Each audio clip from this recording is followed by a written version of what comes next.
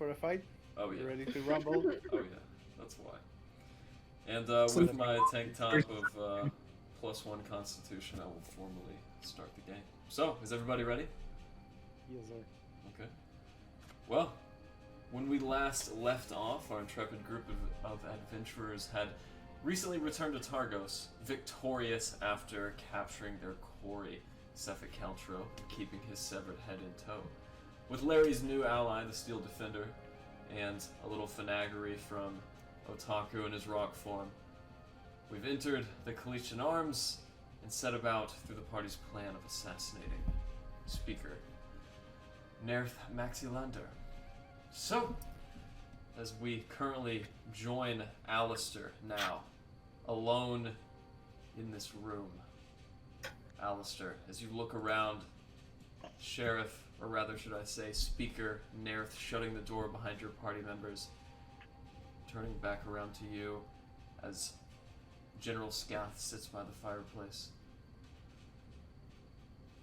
You know, Captain, I have smelled the most foul scent ever since you entered my city. It lingers through the streets and permeates even the walls of the Calishtan arms. As he gravitates over a small cage on the table betweenst both of you. It is the stench of revolution. Makes me nauseous. As he looks down at the cage now, and your eyes meet his, he opens the top hatch, and a snake with wings, light and feathery like a pigeon's, and the body serpentine and recoiled, soon jumps up from its recoiled position and begins curling around his left arm. As it gets to the tip of his finger, he looks at you, Alistair. So, why have you come here? What is all this business about the rock? Alright, I'll come clean with you. No sense mucking about. That little shite has a weird thing about friends. Wants to give everyone something shiny. Make friends. We told them not to bother. We're here for business. I want some coin so I can get back to the sea. But she won't leave it alone. And I offered to help leave the rock here so that she'd stop crying all night. She gets rather annoying with that. He looks in your eyes, and back at General Scoth, who gives him a precursory glance. Go ahead and roll me a deception check. While this is happening, the rest of you are in the other room. As Glenn is the last one to enter, you guys do see 4 and 5 guards. As the 5th veteran soldier joins the rest of the table, they eat their slop and give you guys odd glances as you all sit with your back to the wall. With that, Alistair, Speaker Naerth holds his snake aloft. Right. General Scath, take the stone back into my private quarters. We will investigate its true properties there. Oh, As you wish, Speaker. As he gets up and lifts the stone, a little bit heavier than he thought. You see his knees bend for a moment. And as he takes it back into the room, you do witness as he disappears beyond the door. Now just you and the Speaker. Alistair. The Speaker looks at you and begins to mumble an incantation in his breath. As the words begin to leave his mouth, what would you like to do? You know, Speaker, you're right. There is mutterings of rebellion, revolution, change in power. My ears have heard these talkings. But first and foremost, I am a pirate.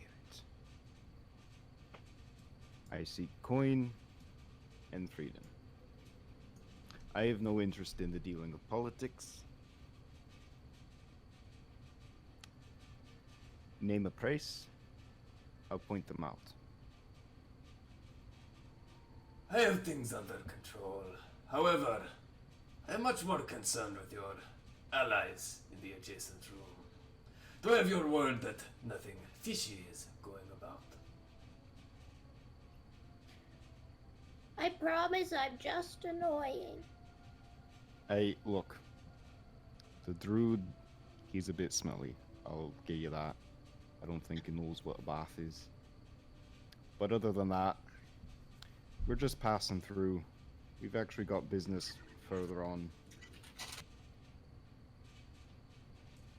Let's see. Well, just so you know, the rooms are a gift which can be quickly rescinded. If this stone is not to my liking, you will be hearing from me again before the sunrise. It's a very nice stone. It's what the short one calls a shiny. Mine. And it is my shining. And it's mine.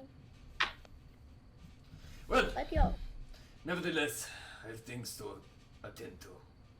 So, good night. Oh, and before you go, A glass, clear and transparent, manifests itself at the table, and he fills it with an alcohol recovered from his pouch. a good night's rest. Hey, cheers to that. And I'll take it and drink. As you do so, go ahead and roll me a Constitution saving throw. And he killed you. Not bad. poison. As you taste it, you do sense a bitterness on your tongue, and as it recovers down your throat, he looks at you. So, again, I ask, there is no fishy business going on, huh? Not with us. We're just passing through. We actually intend to leave once the sun comes up. He looks at your empty glass and kind of runs his finger around it. Fair enough. Be gone with you. Totally just drugged you. Alright, so I'm gonna walk back to the door and step on through. As you guys are now rejoined with your friendly face, Alistair, you do look about and see the veterans, the mercenaries in tow, and the other folk dressed in contemporary Zentarim attire. What would you guys like? I'm gonna look at Larry, lock eyes, glance around at everyone else, look back at Larry. Alright, little one, you'll be pleased to know that the speaker has accepted your token of friendship. He better be good to it. I believe the You'll stone owe is me right a where it should be. stone. You'll owe me a stone. Aye, and I'll get you a very nice one. With a friend. Aye, with a friend. No, so there are a bunch of people around us who are probably listening. You know, hello, hello, other guards. Hello, how are you doing? Oh, what's all this about a stone then? As he Oh, shoves you know, porridge into his mouth. We gave the It was speaker. a gift. It was a gift, a token of friendship. This very shiny stone, heavier than you'd think it was, but it's supposed to bring good luck. You know. Sounds like a bunch of nonsense to me. Oh, it very well might be, my friend. But you know, who can tell these days? So he goes back to enjoying his meal. He and the other guards stoically eat up, and a couple of them go back to their rooms. So they gave us rooms, right? They did indeed. They said you could stay in the rooms with the mercenaries, however, the rooms that you were given were not specified. Should Yes, we we are here to work. We just saw the ad. It's gonna be my line. Is that so? One of the guys in the corner takes his helmet off and looks at you. Well- What color hair does he have? Brown. Oh, you have very beautiful hair. Oh, thank you. I've never really gotten a compliment in the air before. And as you guys You look, can- it is matted with sweat. There's a little bit of Yeah. grimy Yeah. black Yeah. bead of liquid draining down his forehead. How clean shaven is he? 5 o'clock shadow. Oh, my friend, you look like you'll take care of yourself. Right. Well, anyways, that room in the back's for me and Alvor. One in the northeast corner's for Aldrich and Kev. One right here's for Sean. The one across the way is Jeremiah's. Which means you guys can sit in, well, that room. And he points to this one next to you, Larry. Or that one. And he points to the one that Orly is already inside. I will check it out. I'll go check that out too, since I'm so close. Well, that's I a will small open the room. window for Orly to go.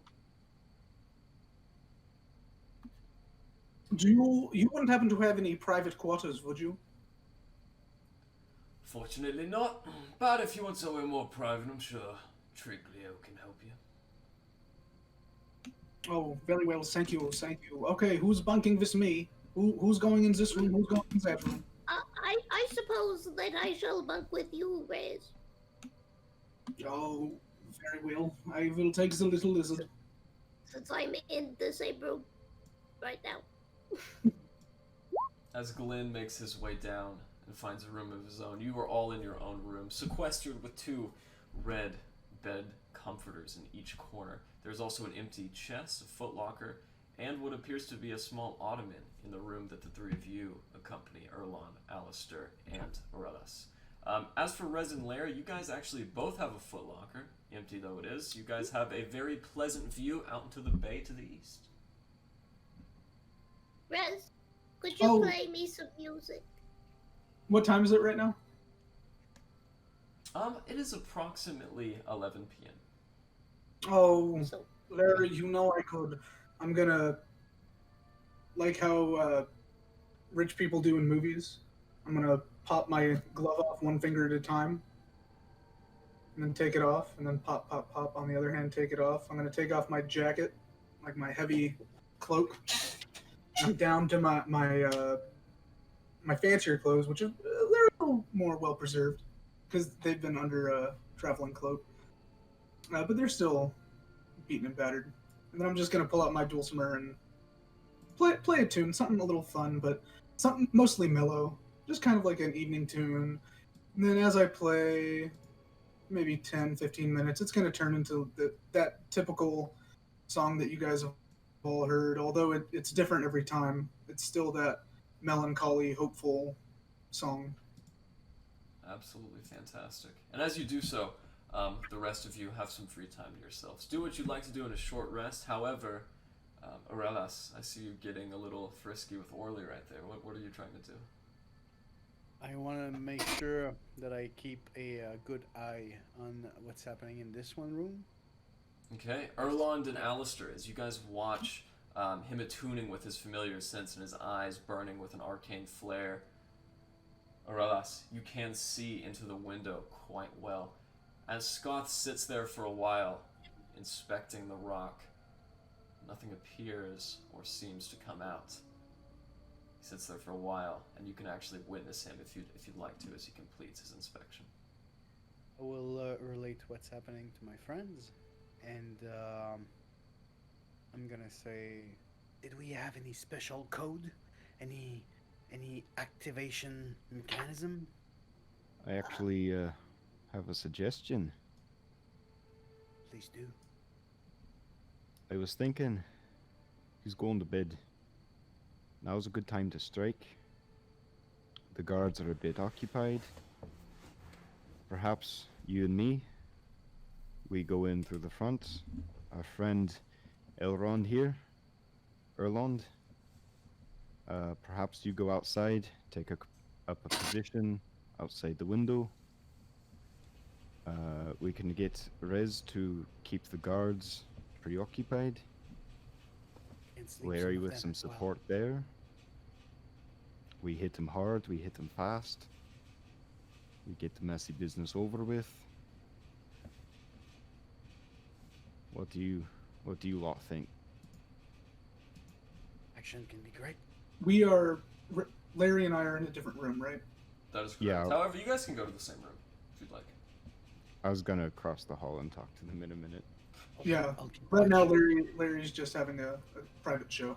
As Alistair Got it. tells you this, Erland, Aurelas, as you can hear it, you are still seeing through the eyes of Orly. And at about that time, you do watch as General Scoth takes a very affirmative and confirming glance at the rock, and then he steps up and leaves into the other room where you know the speaker is awaiting. I'll snap my fingers and point, and I'll go back to myself just so Erland has a chance to make a sign to the guys. There you go. Alright, I'm gonna cross the hall over to here. Don't mind me, fellas. I'm just giving Larry a bedtime story. So, Erlon Oh. is supposed to be going outside, right? Yeah, outside and like waiting to come through the window, essentially. All My right. idea is that we pinch him. As you get to the window, it is crossed with thatched iron. However, you do see a hinge, and as you open out the window, you notice that the glass pane moves, but the actual setting, the iron flexing, is still there. It's kind of a struggle to get through Erland, but you do think it is big enough.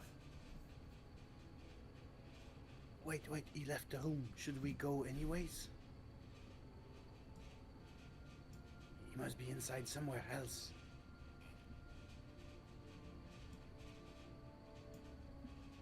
I'll have Orly look around a bit better. Raimi, are you muted? My bad. I forget I'm on push to talk. Did I get through the window? Yeah, and as you do so, the body weight of your massive elven form breaks the frame. It makes a nice crashing sound that's not heeded by anybody. Most of the residents and guards are asleep. Oh, I'm sorry. Maybe get back here. I think the guy is. Oh my God, he's going. I'll get in the corridor and I'll wave at the guys that Hey, Erland is going. Alright, Quick Riz, question. Larry. Hey, Yes? just so you know, Oh. I'm not going all the way over to the window. I'm just going to go like, sneaky, and then like wait. I won't make any like unrational decisions. And then he's gonna dip back this way. I'll mimic at the group, like we need to steal third base. So I'm gonna say he's okay, nothing bad, and we gotta go. I'm going to Question for give a thumbs up through the doorway. Question for Garrett. Yeah, go ahead. This is a little off topic, but about prepared spells. How do we know how many? Because I'm trying to look it up. How do we know how many spells we should have prepared? So you are a College of Lore Bard. Yeah. At 3rd level, you should have 6 spells prepared. Okay. Thank you. Yeah, that should how that work. And then you can actually change the spells that you do have prepared every time you leveled up. Spells that you know, I mean, as a bard. Okay. So, with that, Erland, as you continue your trek down southerly through the path, would you like to approach the window or just maintain your current position? Okay. I read your lips. That's good enough. So with that, you do sit there for a moment and you can hear a very distant conversation. Now, do you know we are the only ones that can sell merchandise like this? Yeah, but what's the fun in that? Man's gotta eat. And as the conversation continues, you do suspect, Erland, that the 3 fellows to your south are in the midst of a conversation. They seem preoccupied and unaware of you for the time being. The rest of you, as you are now alerted to what's going on, what would you like to do? Alright, Riz. I think you need to distract the guards. Take Glenn with you for a bit of muscle. Larry, Oh, you can either support our bard here, or you can go hop along with Erlon and help with the stone side of things. I'll help my friend Riz. Alright, you stick with Rez. Glenn, the 3 of you keep the guards preoccupied or off our back at the very best. Me and Oralis are going to charge in first, and then Erlon should be following in suit with our stone friend. And then I'm gonna step back out. I'm gonna go talk to Aurelis. Is it time to sleep yet? Are we going in as a rush, or are we going stealthily? I think I can get my way in there. I'm gonna put on a bit of a performance. Perhaps I can't hold my liquor as well as I should. In the commotion, that's when we strike. How's that sound? So I need to be making noise before you do this, correct? Aye. Okay, very well. I shall draw up the largest crowd this side of whatever sea is relevant to us. And keep them very well distracted. Oh, have I seen any like jugs of ale? Like, have they been drinking, these guys? Yeah, there's some massive kegs in the main tavern that you notice with spigots to the south. However, these guys don't seem to be drinking. As a matter of fact, they seem especially frosty and keen. Okay, so I crouch down next to Larry, grab her shoulders. Larry, you have a very important job. You remember last time how you were my hit monkey? Yes? This time you will be the beer monkey. You go to those kegs and you fill cups of ale. And you go to each of the guards as I'm playing and you give them ale. Make sure they're drinking it. Gives them another one. Makes them feel like they have to take the one you have, you know? So, oh, this is the best ale. It's better than the one you just got. Trust me. Oh, you know how to do it. I trust you. So you're going to get the audience nice and liquored up. And, you know, Glenn is going to be there. It's a big, muscly Glenn. And then I'm going to be up there giving a hell of a show. Sounds like a plan. Alright, I'm gonna look around, see if everyone's ready. If no one's given a no signal, we good? Alright, I'm gonna look back to Aurelis. Alright, my time to shine. And once Rez starts up the music and the distraction, I want to come stumbling through the door like I'm extremely drunk. Okay. You can do so, but at this very point in time, there is no distraction occurring. Rez, if you'd like to create a distraction, yes. I'm waiting. I'm waiting for Rez Erland to get the is commotion going. Erlon, just so you know, he's waiting, and once he hears like a big commotion going on, that's when he's gonna like go into the window. He has a plan for how he's gonna go get the rock. Good to know. So in the meantime, Larry, being set your orders from Bartholomew, what would you like to do? Can I would like to use my ability to grovel, cower, and beg to just kind of look at them woefully so that they all take drinks from me and nobody turns me down. Okay. Yeah, you have to... So where are you getting the drinks from? I don't quite know. So Riz? did they go into all the kegs that were around? Yeah. Where are the kegs? In the tavern to the south. Back in the general populous area. Way back towards the south, yeah. Does she have a way there? Yeah, it's Let's open. The zoom out. corridor is open, and though it's late, you can still get back into that. I'm also You going also have to your cast sword Larry. To grab giant kegs for you. There you go. Am I going the right way? Yeah, that's it, to the south, that's correct. And you do look around, there are various kegs. The giant half-ogre guard still stands next to the door, kind of looks down at you curiously as you walk back in. Don't look at me. Why's that? Well,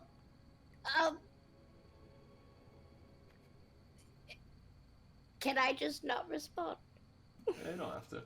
So as you awkwardly stammer and mutter along, you surpass him and walk in. Goodbye! Is Rez doing his thing? No, I'm waiting for the audience to be looped up. when Larry comes back by, I'm going to uncork my bottle of rum, and I'm going to pour some in each mug of beer. And Okay. then we're looping up the people over here. Correct. Yeah. The people where we just were, yeah. All right. Okay. So as I see Larry coming in, I've kind of closed the door, getting myself ready. All I've got on is like my nice pants, drum on my side, pan flute at my chest, wearing nothing but my vest and my poofy shirt with the sleeves pushed all the way up, and I kick down the door and my big ass hat on, my dual smart around my waist, and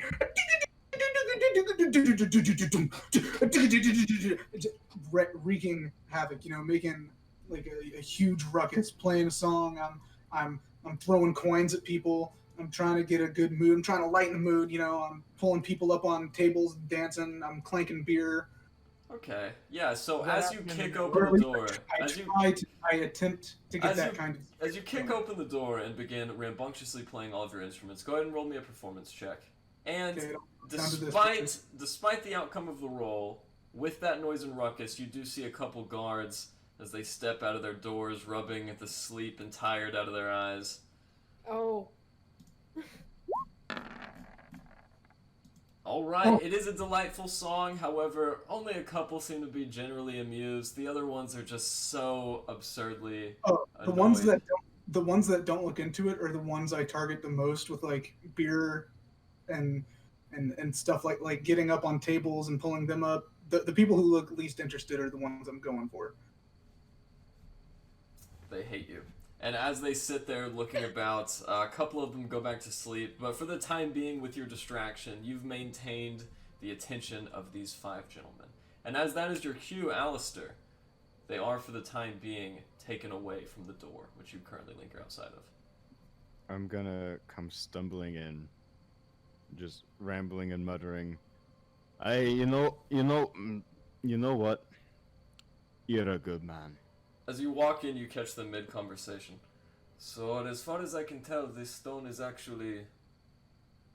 Hey, did not I tell you to be pleased? Alistair, it is too late for this. But I have a guilty conscience. I feel real bad. As soon as Erlond hears like the door kind of bust in that room and him stumble in, he's like, "Oh!" And Erlond is going to transform into a swarm of bats. Perfect. And then bust through the window of the swarm of bats and just have a couple of the swarm target the rock and then circle the room and get out. Okay, can you cast that ability in the chat, just so I know what it is? I don't know how I'd get it from the Roll20 thing right here. Yeah, that's all right. So yeah, swarm of bats. So how many bats is it? I've never heard of this ability at all. You can only do 1 or 2, I think. I Yeah. mean 1, like a giant or a small or a... But no, you cannot fly until level 8 as a druid. Whoops. Would you like to do something else? You can be a nice badger though. Okay. Well, I that's can't tough. see That him. kills my plan. Okay, and as you get to the window, you do notice that it is shut from the inside. Okay. You can do 1/4 CL monsters. 1/4? Yeah. Eric, what are you doing right now? Oh, I'm just dancing around. Oh, cool. Okay. Yeah. So you can see inside Erland, and you do know how these windows work, but it is currently shut and latched. All right. Well, daggum. Alistair, as you are still inside that room, you do see the speaker hold his hand up as he silences General Scoff. Oh, and what has caused such a terrible conscience to generate with inside you, huh? When we first passed through the town, we stopped at a tavern up the ways, and there was these bastards up in there talking about How they hate you. They want you dead. They're planning on an assassin. They're planning to murder you. And at first I was all on board. Sounded like good fun. Been a while since I killed someone. I've been missing it since my days on the sea. But then we met you, and you're a good man. You run this town fairly. You've earned your place of power. And I feel real bad that I let my ears listen to their babblings. But I wrote down the fellas' names because they said I should join them when I come back. I don't want to join them anymore.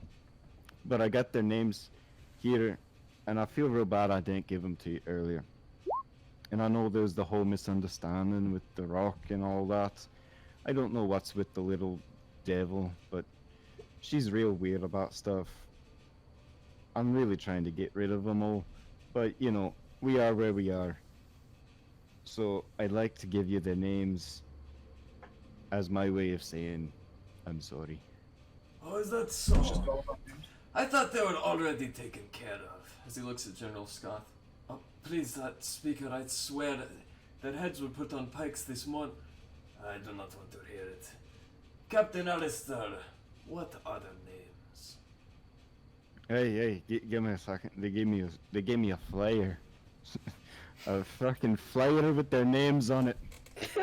Aye, those fools. They have spelled their own fate.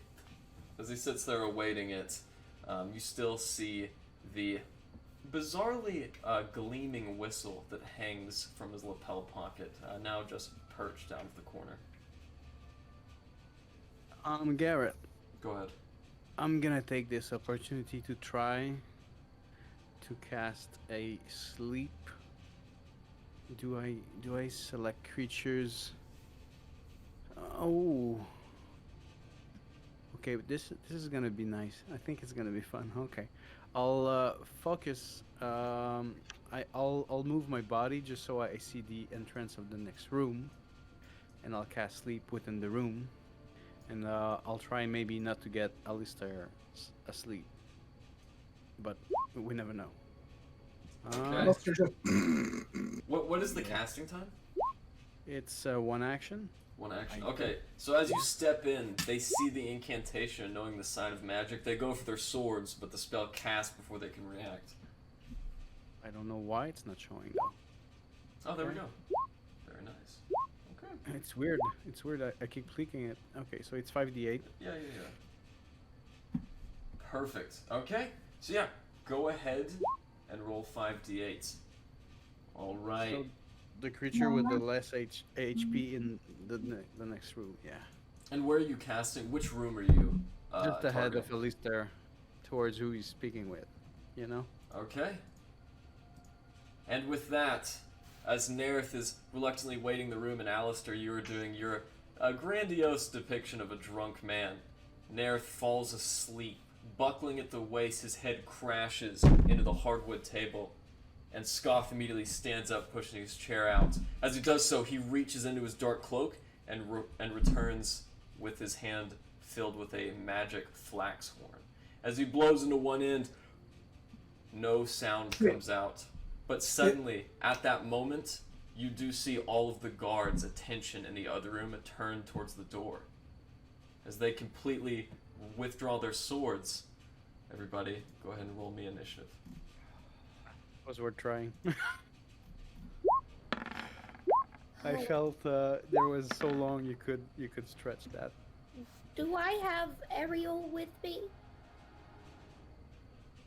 Who? My metal friend. Oh, does he have a name now? You named him off screen? Awesome. Yeah, as a matter of fact, you remember the guards directed him to wait at the stables, way towards the south. Alright.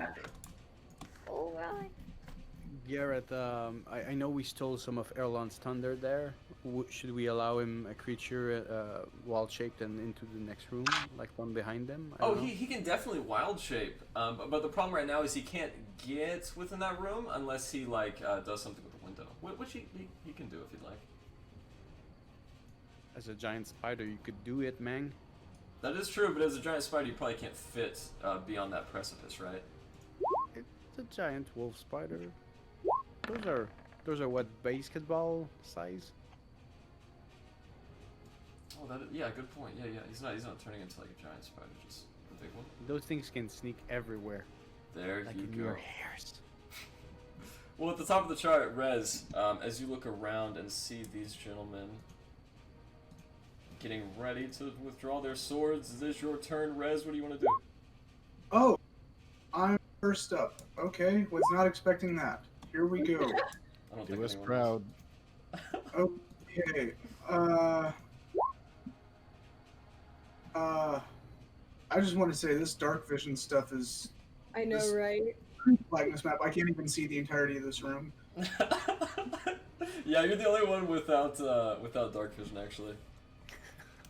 Okay, so let's crack out. Okay. Fuck.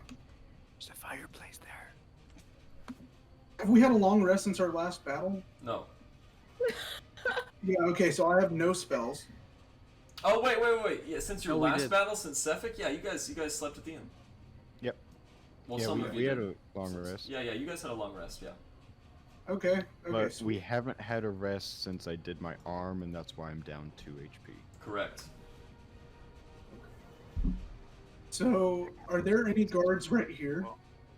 In that room?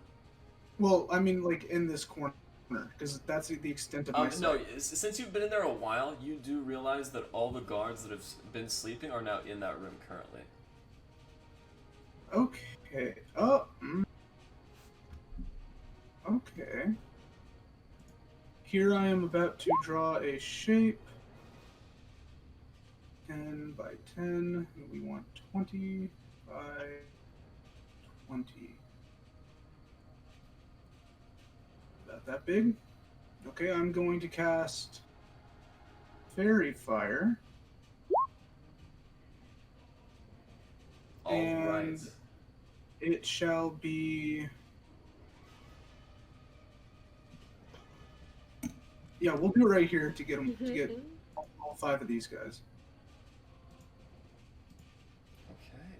Awesome. Okay, so with that, they all need to make me a dexterity saving throw. As you guys see this magical aura befall all of them, they. Oh, what is this? Some of them try to shake it off them like they're being covered in water. Oh, don't worry about it. It's nothing. What is the DC? 15. And they should all be intoxicated as well. Yeah, I've also switched the music I'm playing. It's now like horror style music. Very nice. Is it like what's playing right now? Yeah. Let's see here.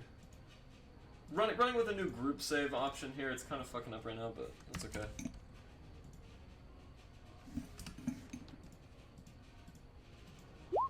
Okay, there we go. So one succeeds, however the other 3 are cast in a very thinly blue-veiled fire. As they are, and you do know that the fairy fire is taken into effect, what else do you want to do? Okay. Is this Oralis right behind me?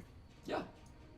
I'm gonna turn around to Oralis, playing like a low tune, going, Oralis, I believe you can do this. You are going to kill somebody soon. Do it efficiently. Bardic Inspiration. Very nice. Okay. With that, And then I'm just gonna move back here. all right. So clicking our new turn tracker, that means it is now Erlan's turn.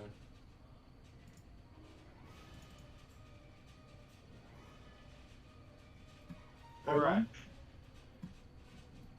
I think I'm going to go giant wolf spider. Alright. So as you turn in, your form actually shrinking down. And Oralas, since you actually spawned in, or rather cast sleep, you're no longer looking through Orly's eyes, right? So you do not witness this, and before you is a mostly shut glass pane, and you're now in your wolf spider form, which means you can climb up into it if you would like to do so.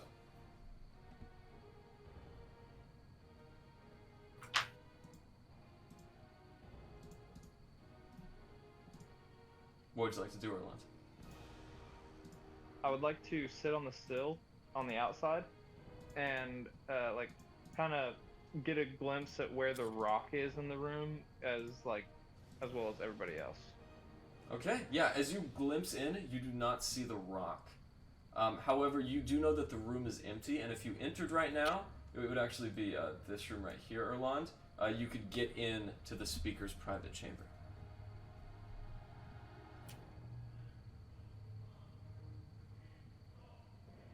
Okay, as you climb up in your wolf spider form and you get to the window itself, would you like to just push it open sneakily or crash through it?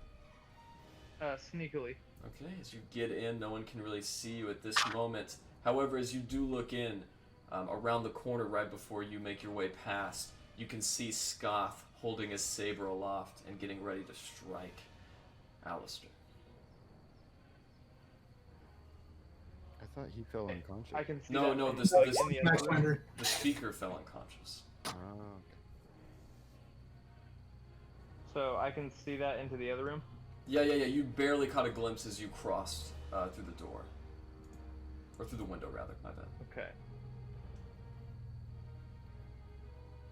Give me just a second.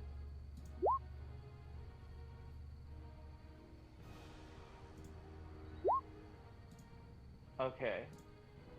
I am going to try and get like web sling my way to him, Spider-Man style. Okay. And then I'm gonna try a bite on the guy who's attacking. On Scoth. Okay. So, from your giant spider, do you know how to roll the attack? Yes, I do. Ooh, that'll boy. Well, first one hits. And I think you only get one, if I'm correct. Yeah, they don't have multi-attack. So, as you go ahead do a and... con save. And Yep. then after my bite, I would like to shoot up and web up to the ceiling of the Alright, Alistair, as you look in watching this spider, you have no idea what it is web through. Scoth holds his hand up. You'll pay for this, Alduhini! And he holds up his scimitar just in time for a giant tarantula-like wolf spider to grab his throat. As its piercers sink in, it's gonna make a constitution save. And he dies. Which he succeeds. However, he takes half the poison damage. So in total, he takes 6 points of piercing and poison damage. He throws you off, Erlan. Ugh! What was that? Is that in your turn? How far did he throw me off? But that's just for dramatic effect. It's still your turn. Yeah. How far away did he throw me off though? He Just on the did. ground? I mean, yeah. You're just right next to him, like right where you would be when you end your attack. Okay. So yeah, like right here. Gotcha. I'm just gonna kind of climb up on the wall, right here by one too far.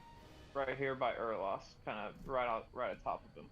Amazing. As you go outside of his reach, however, he is going to go ahead and do an opportunity attack. So he reaches back with one long sword.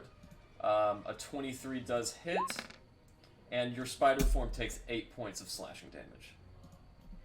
Woo! All right. So you have 6 HP left in that form, and it is now going to begin Scoth's turn. So, as Scoth gets up with that bite, very unsettled, he's going to then run to you with his massive longsword. And he is going to begin attacking you, Alistair. So, as he brings up this two-handed scimitar, whack! Whack! A 7 and an 8. Do either of those hit? No. He's just fuming with rage and he goes to make those attacks, he misses both of them as you swagger to and fro, drunkenly evading his blows. Up next, Larry. What do you want to do? All right. Okay. So I have a bit of a plan. I would like to cast Green Flame Blade. To then make an attack on this mercenary in front of me, as well as this veteran here. All right, as these all happen simultaneously, he is actually just now realizing that Rez's music has stopped. And as he's finally getting into the jig and tapping his feet, he looks over and you destroy him. So, well, hold on. And you always want to say your moves for this exact reason. Green Flame Blade is in action, right? Yes. Right, so you Or can't... it's a spell. It's a cantrip. Here, I'll go on your sheet and see if it is a bonus action or action. Because if it is an That works. action... No, it's an action. It replaces the attack by itself. Yeah. It's your next turn. No. I think it's in the very same turn. It's like one Yeah, attack. like you use that and then make the... Right? Let's see here. I'm opening the spell. So it takes an action. You brandish the weapon using the spell's casting and make a melee attack with it against one creature within 5 feet of you. Okay, yeah, so that works. And as you get a natural 20, go ahead and roll your damage. Yes. Alright. So that is actually not 4 plus 3, since we take the absolute value. That is going to be 4 plus 4. 8 points in total. And with your Green Flame Blade, it deals an extra 1d8 damage. So as you loose this massive hammer, and it takes its rotation, go ahead and roll me a d8. It does that damage to the next guy. Does the same damage? The melee attack deals an extra 1d8 fire damage to the target hit, and the fire damage to the second creature increases to 1d8 plus your spellcasting modifier. That's at level 5 though. That is At correct. our level, it's only our ability modifier for the second damage. Ooh. The second dude. Well, that's Like fine. We'll add the 8 and do it correctly next time. So as you do all of the spells and you hit that with your advantage from Fairy Fire, you guys all watch as this guy is completely obliterated, sending his body in cinders of green flame. He collapses to the ground as his chest forms ash. Yeah, the music is definitely scary. And I believe that will end my turn. Damn, Larry just murked a guy. Dunk. You know what? There we go.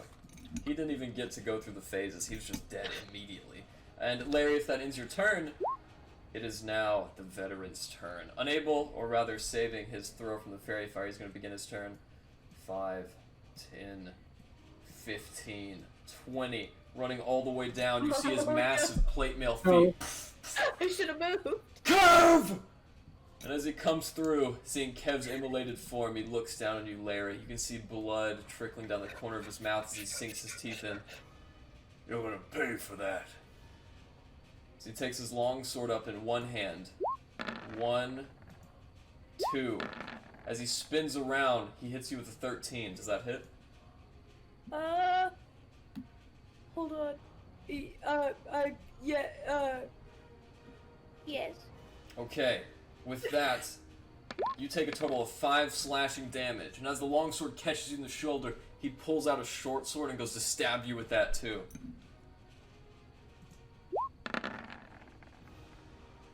And a 20 will hit.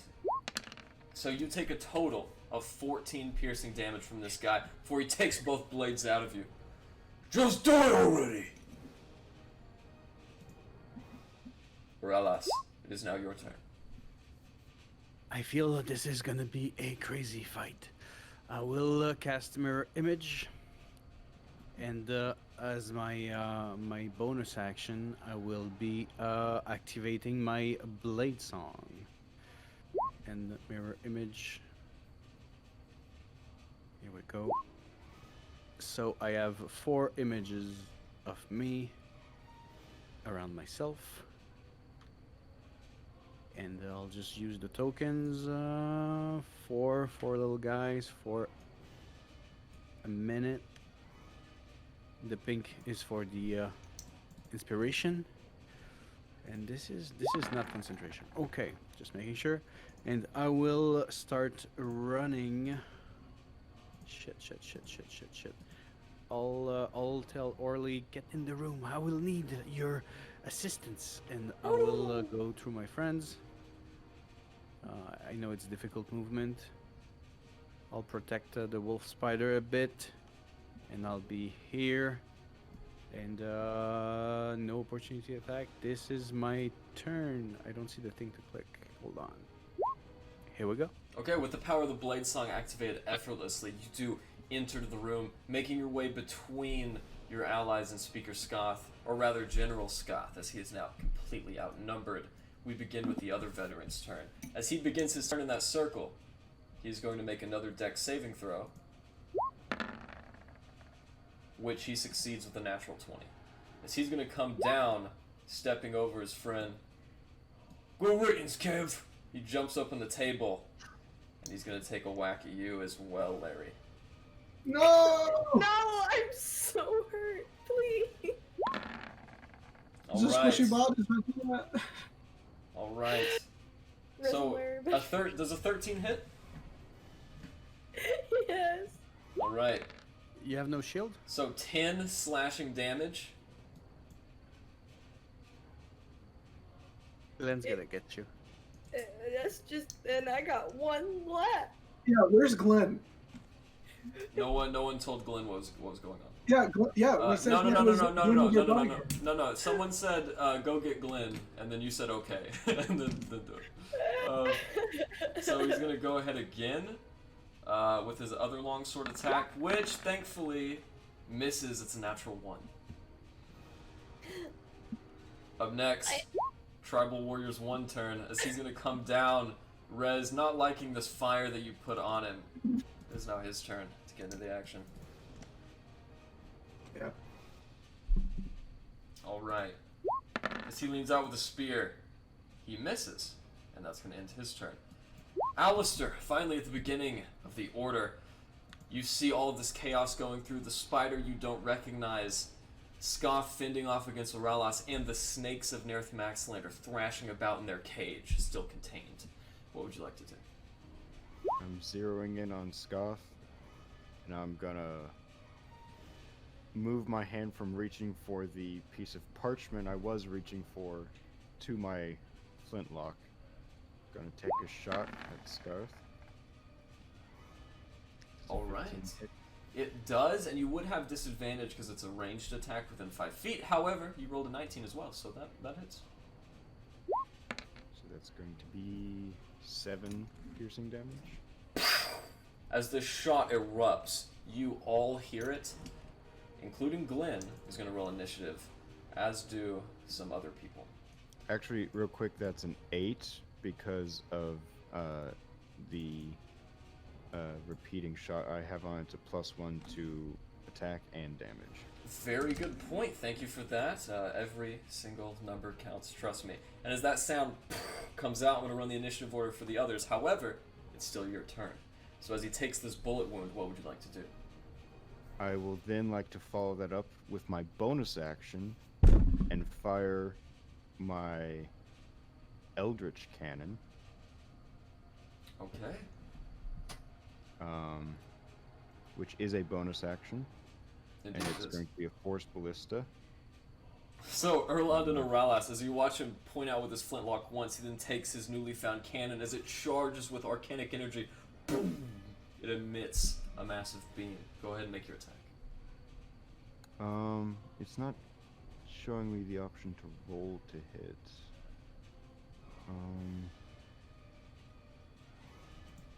Give me a second. Take your time. Oh, it's just if they survive a 13. 13 dex saving throw? Yes. Okay. He's a dexterous man. Let's see if he can do it. That is a 3. So it hits. Alright. How much damage does it inflict? 2d8, 14. Oh my goodness. With that, and as this he's massive knocked back 5 feet. As this massive arcane ward hits him, he comes back 5 feet and, using the body of the speaker like a tabletop, flies over and is going to end his turn prone 10 feet away. As he falls over, you see that massive arcane blast has actually singed a hole in his turban, or sorry, his tabard rather, and destroyed it. With that, and that massive blast, it is now the other mercenary's turn. As he is that dead, the ugly bastard. unable Can to you, respond as the wind is on out of him. Go ahead, Joe. Yeah, just reroll the turns because I rolled orally afterwards. Oh, he's got a 4. Okay, just reorder the turns as you Yeah, can. totally. I'll be after that dude. Thanks. Absolutely. So, as it is now this mercenary's turn, who is dead, it is Orly's turn. I told him to get closer to assist, so... Oh, and the guy moved. Oh, I don't get opportunity attack from that, eh? No, you would. That's how that works. Yeah, 5 feet away. Yeah, you get an opportunity to attack. But, okay. Just like it would be if the body wasn't there and you didn't get pushed an extra 5 feet. If he had been pushed out of your movement, you would have, or your attack range, you would have still gotten one. So go ahead. If it's forced movement, I don't. Actually. Oh, really? I didn't know that. Yeah. Thank you. Yeah, only fears and willing movements. Okay, but does the flamethrower doesn't push back really? It does. So I did Force Ballista, but for some reason on D&D Beyond, it's only flamethrowers popping up, but it's the same roll for flamethrower and Force Ballista. But I was doing Force Ballista. I see. Okay. There you go. All right. So Orly is going to do what? Yeah, he's just gonna get in here and he's gonna be ready to assist the next guy that attacks the dude. Yeah. As he relents to your orders, it is now the half ogre's turn. As this massive cacophonous explosion rings his ears. What was that? He can't get in this way due to the bodies being knocked down, so he's going to go 5, 10, 15, 20, all the way up to 25, 30, and end his turn right at that doorway. Up next Larry and I are in a great position, guys. is this mercenary. As it is now his turn, he's going to run all the way over here, getting on top of this table. And remember, these guys all have advantage against them because they're all in fairy fire. He is going to take out a light crossbow and loose it across the room at Rez. As he hits you with a 16, which I believe hits. Rez, you take a total of... It didn't roll. Amazing. Rez, you take a total of 2 piercing damage. I know that's a lot. And it is now your turn, Rez. Just it's a Constitution saving throw for a concentration check, right? Yes. Please help me. Alright, whatever it was, you succeeded. Okay, so the fairy fire remains up. I'm gonna pull out my rapier, a little more sturdier than usual, but still very awkward. And I'm going to take an attack against this dude.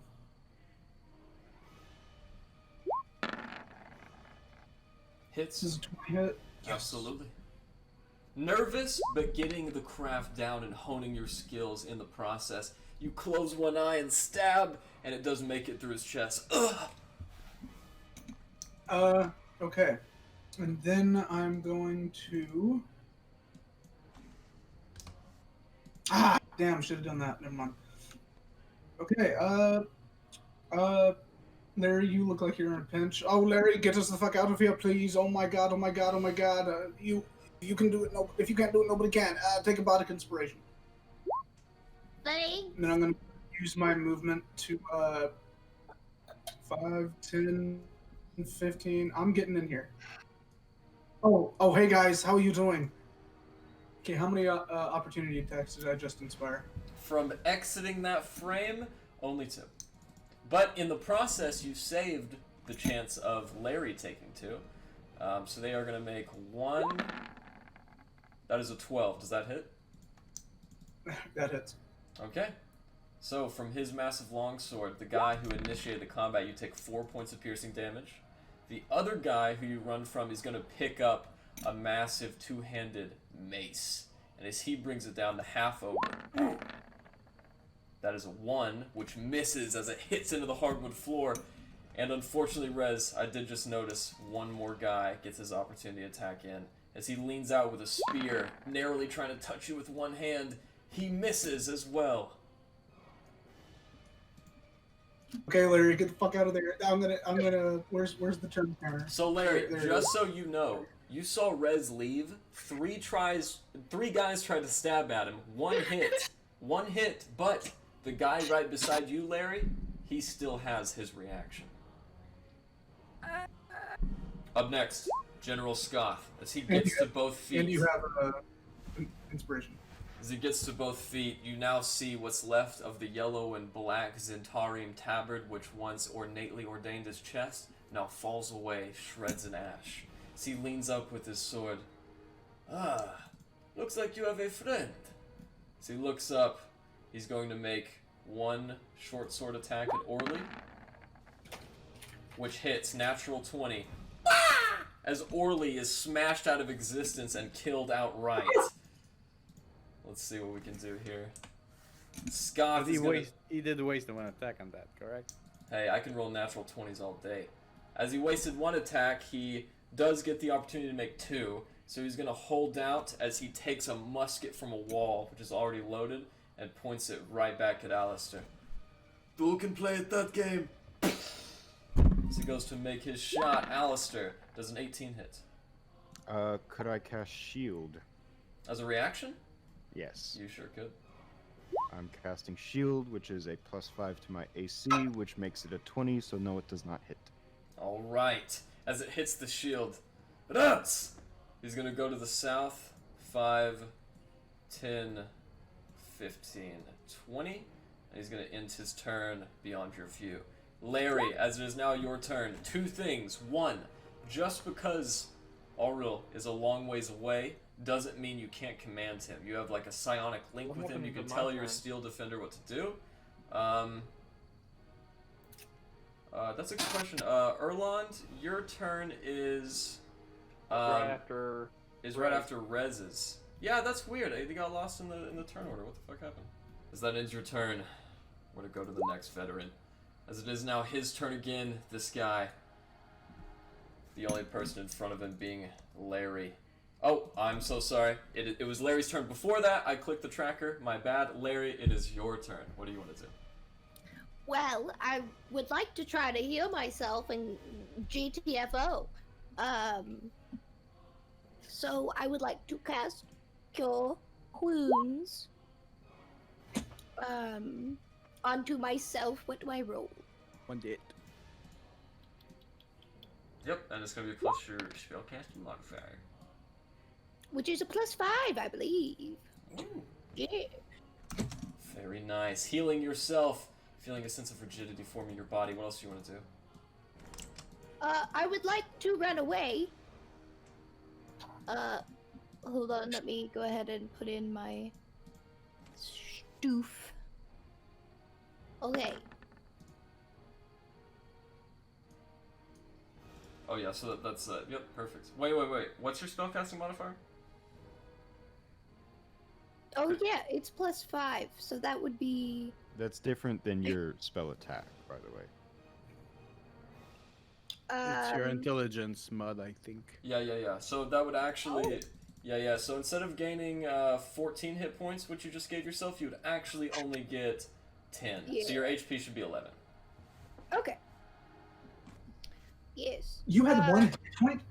Mm-hmm. Yeah, I had one. Just And one. shields. Very close. Almost died right there. Extremely terrifying. Now, let's see. I would like to go from here to here. Hopefully. Or I guess, is there somebody on So that? you can't quite make your way in because unfortunately, Alistair's right there. Where would you like to go? Behind this barrel, then I guess. Like, if I can't get in the room. Well, you can go through people, but it's difficult terrain, so it's twice the movement. Okay, well then I'll climb through your legs. Who is that in front? Alistair. Alistair. I'm going to crawl through your legs. Okay, well, actually, since you left this position right here, No. this guy still got his reaction, so he's going to go ahead and make his opportunity attack. Just a one-hand longsword trying to reach. A 23 hits. and you take 9 points of slashing damage on your way out. I'm glad I healed myself. We all are. And with that, finally done, the turn order is finally correct, and it is the veteran's turn. So this guy up at the top, who we talked about earlier, is finally going to come down, as he cannot get into the room in front of Alistair. He's going to go ahead and make some attacks. So, a 21 and a 24 hit. Yep. Alistair, you take a total of 16 slashing damage. Oh, you still have shield on. Oh! Well, yeah, but a Yeah. 21 and a 24 still Yeah. hit, I believe. Fuck. Yeah, and after that, since he can make a third attack with his short sword, he will do so with his bonus action, which is an 11, which does not hit. Does not hit. As he ends his turn there, smacking against the magic barrier, Aralas, that sound brings you to your turn. What would you like to do? Okay, so I've got mirror images flashing. I got my blades on, my humming active, and I'm gonna cast fucking. I'm gonna drop the Truthsbane sword, and I'm gonna cast Shadow Blade on my main hand. I'll pick up the other sword, the Truthsbane, in my off end, and let's hope it works. Shadow Blade, concentration. And I'll go run. I have 40 of movement, so I will run after the guy. 20. And I'll be here at 20. And I see all those guys, and I'm not too worried. Fuck, there's a lot. Okay. I really want to fucking catch up to him. So 20, 35 movement. I'll be here. And I have the Shadow Blade in one hand, and that is no bonus action. That's all I got for now. Alright. Well, I'm in his face. Aralas, as you get into there, you get in there right in time to see the stone he's holding begin to burn blue and singe his hand as he drops it, waving the flames off. The stone hits the ground, and your ally Otaku appears. It's actually a bonus action. I can attack. You can indeed. And Otaku, as you have just arrived, go ahead and roll initiative.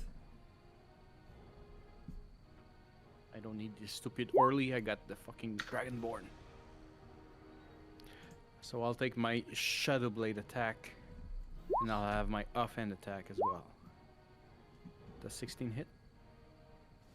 It does indeed. Oh, no, sorry. Oh, No wait, offhand wait. attack. Wait, I'm sorry. Okay, yeah, the 16 actually misses anyways. Yeah. So 14 psychic damage with the Shadow Blade hurting him. Otaku, as you see your ally Aralas wielding this very rigid black shadowy blade, he implants it in the back of Scoth, who yells out as it permeates through his armor. Pinned between two people, he is in a very rough position, though he does have allies. That's my turn. I gotta click it. It's so far. I got it.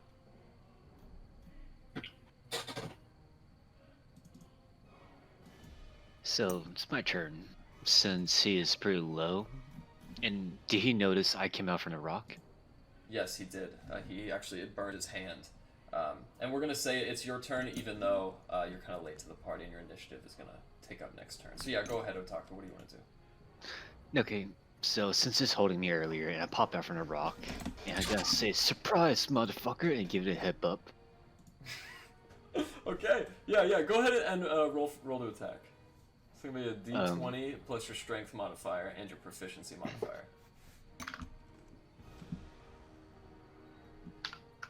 So that's 20 plus strength, and what else? Your proficiency modifier, which is 2. Plus 2. That hits. And it's an advantage. So, do you want to roll again to see if you make a natural 20? Sure. Yeah, just roll a d20. Double head bump. Double headbutt. Oh, I pressed F12, did not call the console. Okay, well, the first one hit anyways. So as you go to headbutt his very horned, very regaled tiefling head, go ahead and roll me a d4. Nope, no question marks, /R. A massive headbutt at that, sending him off balance and inflicting 1 damage. What else would you like to do? Since it's a surprise, that doesn't count as a surprise attack, right? Or it still counts? No, it does not. It does not. So I don't have bonus move. You can move, but he does still have his reaction. I'm gonna hop backwards over here to lean my back against the wall. Okay. Do you disengage? Yeah, disengaged out in my turn. It would. Up next is this veteran's turn. Coincidentally enough, right next to Aralas, he's going to do the classic one long sword, a 21 hits. You gotta roll a d20 or no? Do I to know if you hit images or me? Oh, did you cast something like that? Cast a spell like that? Yeah, he cast an image at the beginning. So there's four I on me. didn't even realize that. Okay, yeah. So he has to roll a d20. Yeah. So anything above 6, it's a image. Okay, so that's directed at me. How much AC was it 21. to hit? Okay, I'll cast my reaction shield, and my AC goes all the way to fucking 25 for the round. Okay, so he's gonna go through with his third hit here. Last hit. It is a short sword, which still misses even without the d20.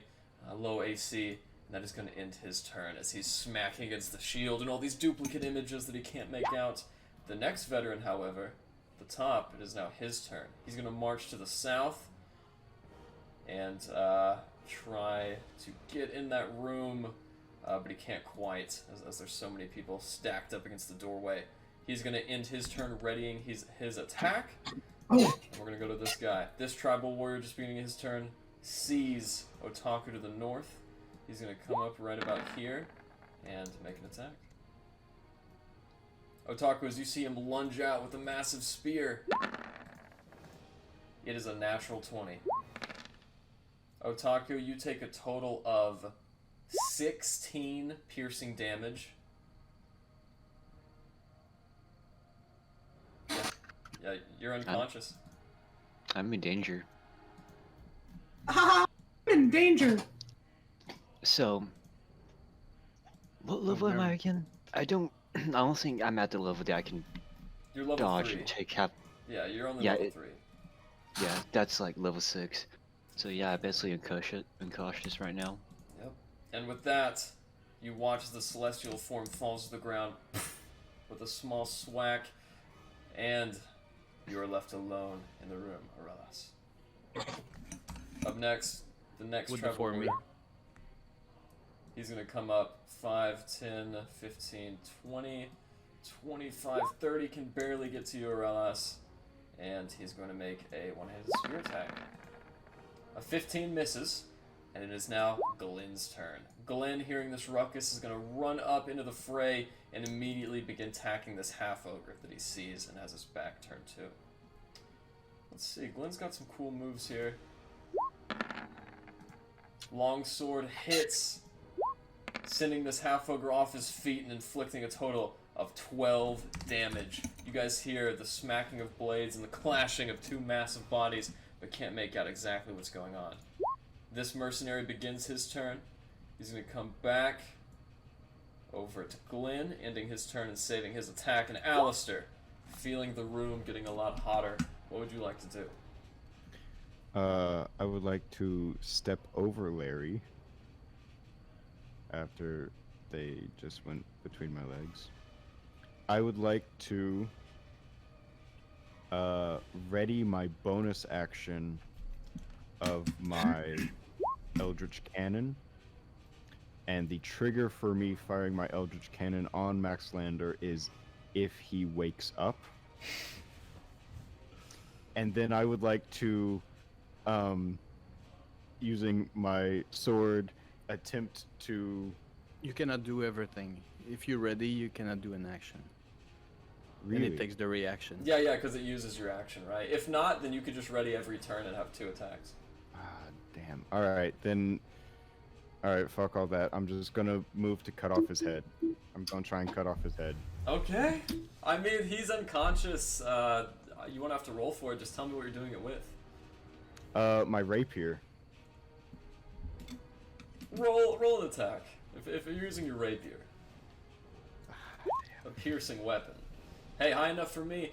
You kind of poke around and get the flat of your blade turned in, moving in with the line in the back, you and just smack it off, clean and at the neck. Naerth Maxilandar is no more.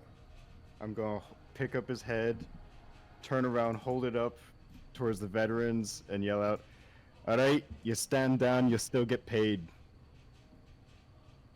And then I'm going to step over here by the fireplace. One of them, horrified, shakes, and his plate mail grieves. They've got him!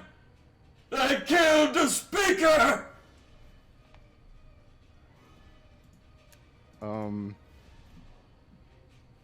So I still get a bonus action, right?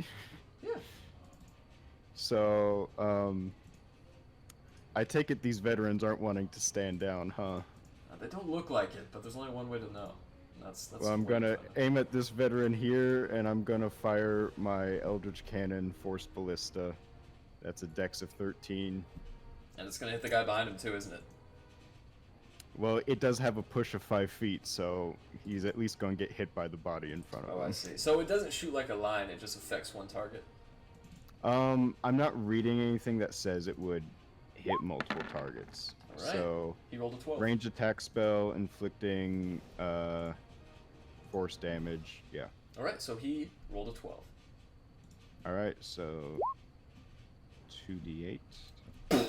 As that massive cannon-like arcane shot swells and whoop, extends from your arcane grasp, it strikes him in the chest. Is that your turn?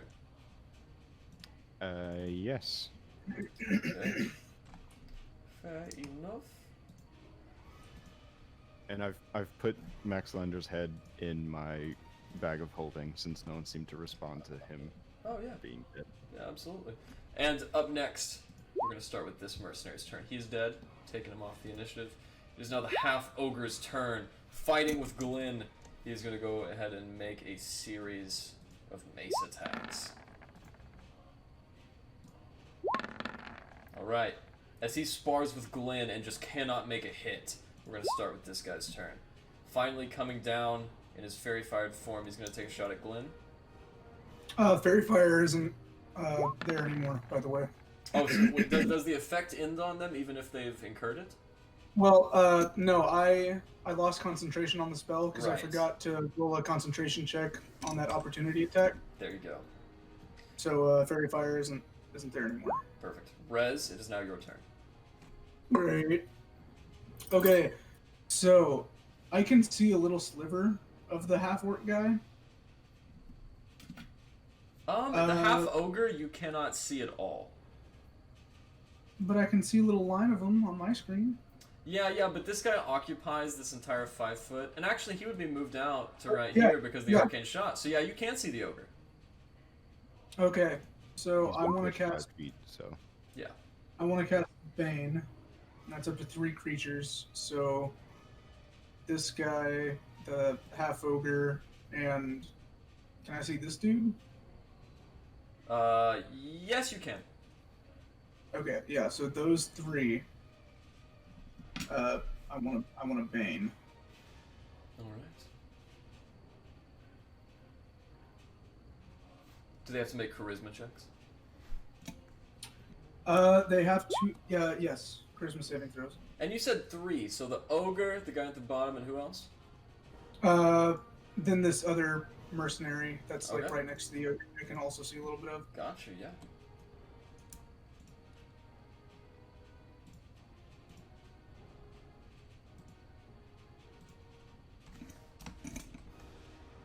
DC 15, perfect. All right. It looks like the tribal warriors both failed, so they were both baned. However, the thuggish half-ogre gentleman is still raptured with Glenn, and he does not become banned. Okay, and then I'm just gonna run run over here. Okay. Is it what? Is this a room? What is this? That's the Yeah, I'm gonna speaker's run in here. that's the speaker's I'm private study. Yeah, I'm ducking in here. Nice. So since he is baned, there's not one in here for that check. I'm just gonna put marked. How about that? Nah, fuck. The status marker API sucks. But anyways, it's Erlon's turn. What do you want to do? Yeah, I was gonna see, is there any way to, like, get me a base character sheet again? Yeah. Let's see here.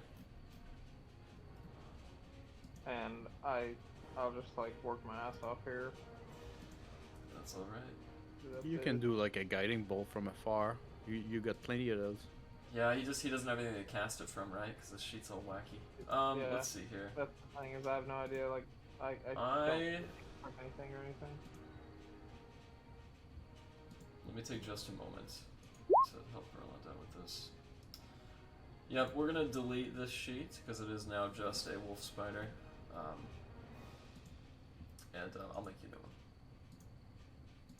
I'll hook you up to remake it as sexy as it was.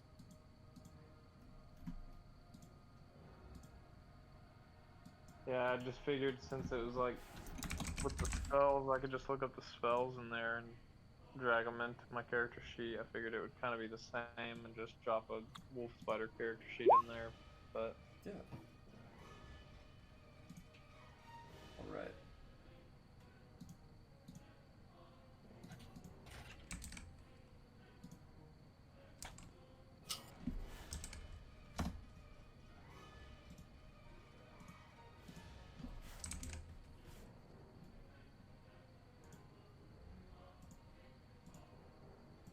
please not be done. There you go. There's your new character. Start from the character mancer. Just make you level 3 druid. You should have all the subclasses there and everything. Thank you, Dick.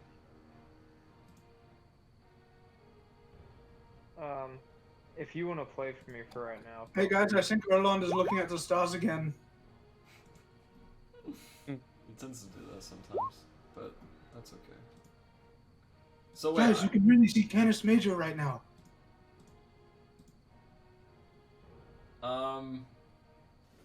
Perfect. Okay, so now that that is all over with, Erlon, we're gonna say, since I get to play as you, which has always been my dream, you're going to go 1, 2, 3, 4. We're gonna use your bonus action or your. Can we do that? We're gonna cast Shillelagh on your spear there, and we're gonna attack this guy.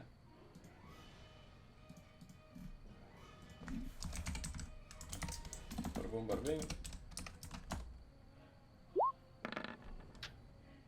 Look at that, natural 20 on the spear, which is 1d8. So. Alright, and that's an 8. So, with a massive poke, you go in with your spear, Erlon, and you, with one stab, kill this veteran that is looming over Otaku's body.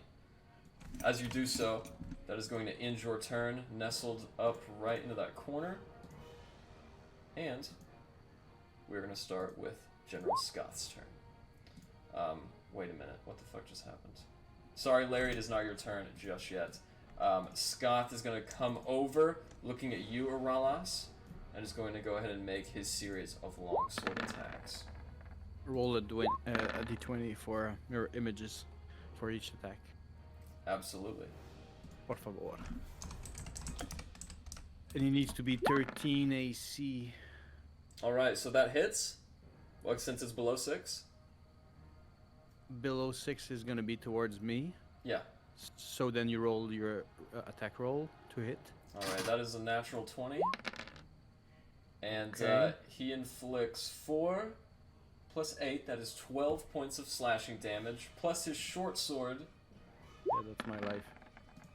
His short sword misses, so you take a total of 12 slashing damage. So I'm down. Are you? Yeah, you really did roll a natural 20? Yeah. And he did roll a 5 on the d20. Yeah, can you see the 5? Is that how that works? He rolled low, so it does hit you?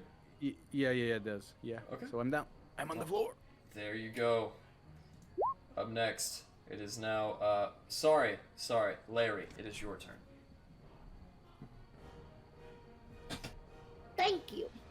All right. I believe I just want to scurry to. Is there anyone in this room? Hello, Larry. Yes. I'm just going to join you in here and call for my steel defender and cower like a All little right. baby. As you sit there for a while, you start to doubt that your steel defender is even there until My baby. the wall behind you is destroyed and your steel defender is in its way. Oh, Scheiße, Larry, what is... Oh my god, that thing gave me a heart attack. The biggest shiny. You now see him before you, Rez, with a nice yellow ribbon tied at the neck. Larry, this thing is an abomination. I climb inside of his chest cage. It is big enough. You're a small enough creature, and as you do so, what would you like to command this guy to do? Well, first, I think I just want to do cure wounds again and then end my turn because I'm nearly dead. All right. So that is, what was that? A D8. 1d8? If you're casting it at first level. Yeah. Now your steel defender gets turned. All So right. that's- Yeah, and that's also +3, so 5 points.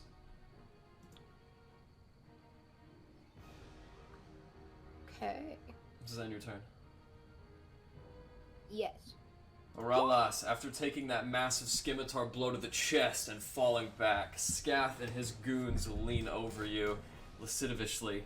Go ahead and roll a death saving throw. Doesn't allow me to do it in private. /GM roll d20. Oh, GM roll. Okay. Thank you. Okay. Two With characters down, baby. Oh god. It is now this veteran's turn. He is going to spend his turn stabbing your unconscious corpse. Well, he's got to make the mirror images. I think they stick for a minute either way. If they do, I'm going to do that just because that sounds hilarious. So that is a Just 1. a vibrating So, corpse on the floor. man, No, definitely hit me. Mirror Image is really not treating you well tonight. And with his No. short sword attack, which you are an unconscious, able corpse right there, he does give you a poke, and you lose 1 death saving throw. Okay. Up next is this veteran, still biding his time. He's going to rush through the doorway. 5, 10. As he does so, he's going to lay eyes on you, Alistair, and take out a musket. Excuse me, I said he's going to take out a musket. There we go.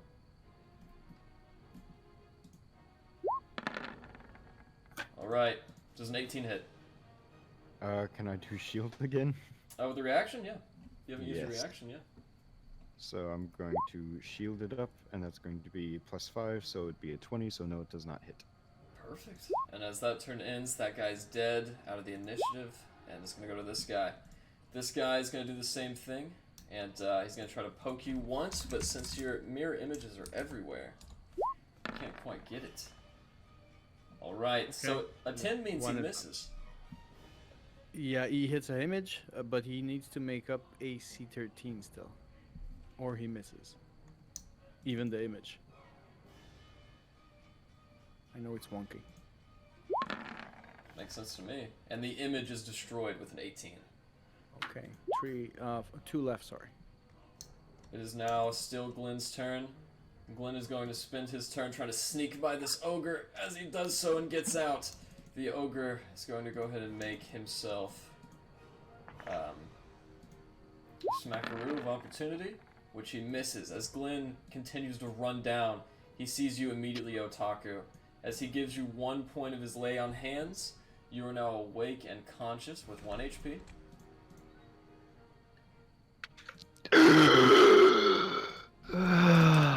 feels nice. There you go. Martha Marduin said that y'all needed some help. And as Yes, you're... indeed we do. Come alive, my friend. Let's give him the good for. And he's gonna jump over your corpse and try to make it. Let's see if he's come outside of his range. 5, 10, 15, 20, 25. He can get to right here, but not close enough quite to save you. He's gonna spend his attack wailing into that guy right next to him. A natural 20. Man, you guys need to tell Gavin how much you like him. With that, the guy who is poking your corpse dies. In one hit, he is decapitated by Glenn's swinging sword and falls to the ground right next to you. But you're unconscious, or else you don't know what's going on. Up next is this guy.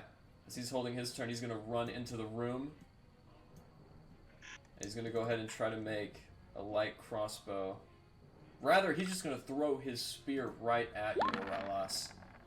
Does a 19 hit? Well, he needs to. Hold on, I got the. Oh, sorry. I apologize, Alistair. He's going to throw the spear at you, Alistair. My bad. What is it? It's a 19. I believe shield is still up, right? I don't know. How long does it last? 1 round. Yeah. So yeah, it's still so up. it's still up. So no, it does not hit. Whew! That... I need to ban that spell in the future because it has just allowed you to go to your next turn. What would you like to do? I would like to chug my health potion, which I believe is a 2d4 plus 2. Yes. Alright, let me roll that real quick.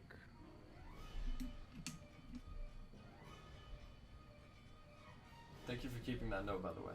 I had to look at my own just to make sure.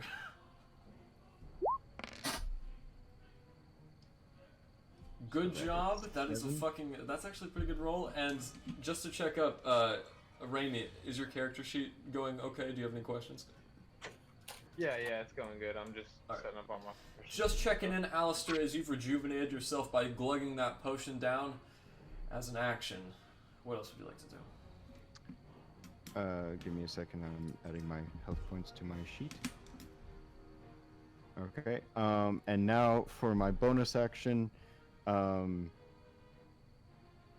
trusted, the wonderful Eldritch Cannon on the veteran here. As it emits that massive arcane shot that you're really starting to enjoy as you've broken in the cannon a few times. Go ahead and make...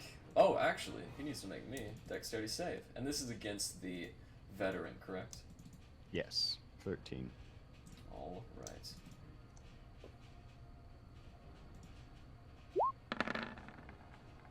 He fails. Okay. That is going to be 6 damage and knocked back 5 feet. As he's blasted back, he pushes the other guy out 5 feet as well, as they are touching. And as he gets right there, he ends his turn standing up, but still standing. And then... okay. Risky, I'm gonna step over here to the door, step out, hold out the head, and yell out, any man that stands down will be spared his life and paid in full. Immediately. And that will be my turn. Go ahead and make me a persuasion check. Ooh. Fun times. As you do so, you don't see many of them roused. Alright, I'm putting the head back in the bag. With that, we're going to be in the half-ogre's turn as he comes lumbering after the aim of his quarry, Glenn. 5, 10, 15, 20, 25. He can't quite make it out, but he's going to end his turn right where you are, Otaku. He's literally on top of you, and he is going to go ahead and make... Excuse me. There we go. He is going to go ahead and make 1 attack on Mr. Glenn. Would that incur an attack of opportunity? No, because he's in your range and not without it yet. However, as he does go ahead and miss 1 and 2 attacks. He's going to leave you there, Otaku, and as he does so, Alistair and Otaku, you both get an attack of opportunity. Can I shoot him? You absolutely can. Alright. I'm gonna fire my flintlock. That That is is. an 8. That's actually a 19. And then 5 piercing damage. Where'd that come from? And as he looks up, expecting another blow, Otaku, what would you like to do? I'm gonna use my breathing weapon, spit acid on him. Okay. Alright. I'm going to go ahead and say, because of your vicinity, that just hits, and you inflict the 3 acid damage. So he leers up, taking all of this acid and this shot. We're going to start with Otaku's turn, which isn't in the order for some reason. I don't know what's going on. But Otaku, it is your turn at initiative count 20. What do you want to do? I'm gonna shoot my short bow at him, That hits. and for damage. Alright, as you have an ally within 5 feet, go ahead and roll me your sneak attack damage.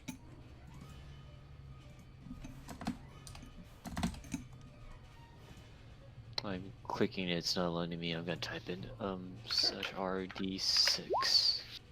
Wow. And with that, you see this ogre takes a bolt right in the clavicle, and as he grabs it to take it out, the pain is just too much. He falls to his knees. Please! No more! Please! Is that your turn? Yes, that ends my turn. Alright. It is now this mercenary's turn. He's gonna go down south 5, 10, 15, 20, 25, 30. He's gonna end his turn holding his action. And it is now Rez's turn. What would you like to do, Rez, as you hear just an avalanche, a cacophony of footsteps?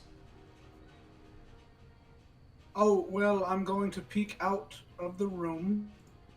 You see Naerth is laying on the ground, headless and gouting blood like a spent faucet. Oh. Who's standing in the doorway right there? That is a very belabored veteran and his protege behind him, which happens to be a mercenary. I thought he clicked over where I was. Oh, did you? Where were you clicking? Down south? You see Yeah. the back of Alistair, a little shoulder of Erlon, and just the nearest nip of Otaku's tail as it fishes through the door. Okay, I'm gonna look at this guy right here. I'm gonna think real hard. And that drinking just distracts me so much. That was some ASMR porn, yeah. It really was. I'm trying to think of an insult. Yes, you down there, you're an idiot. Vicious mockery. On who?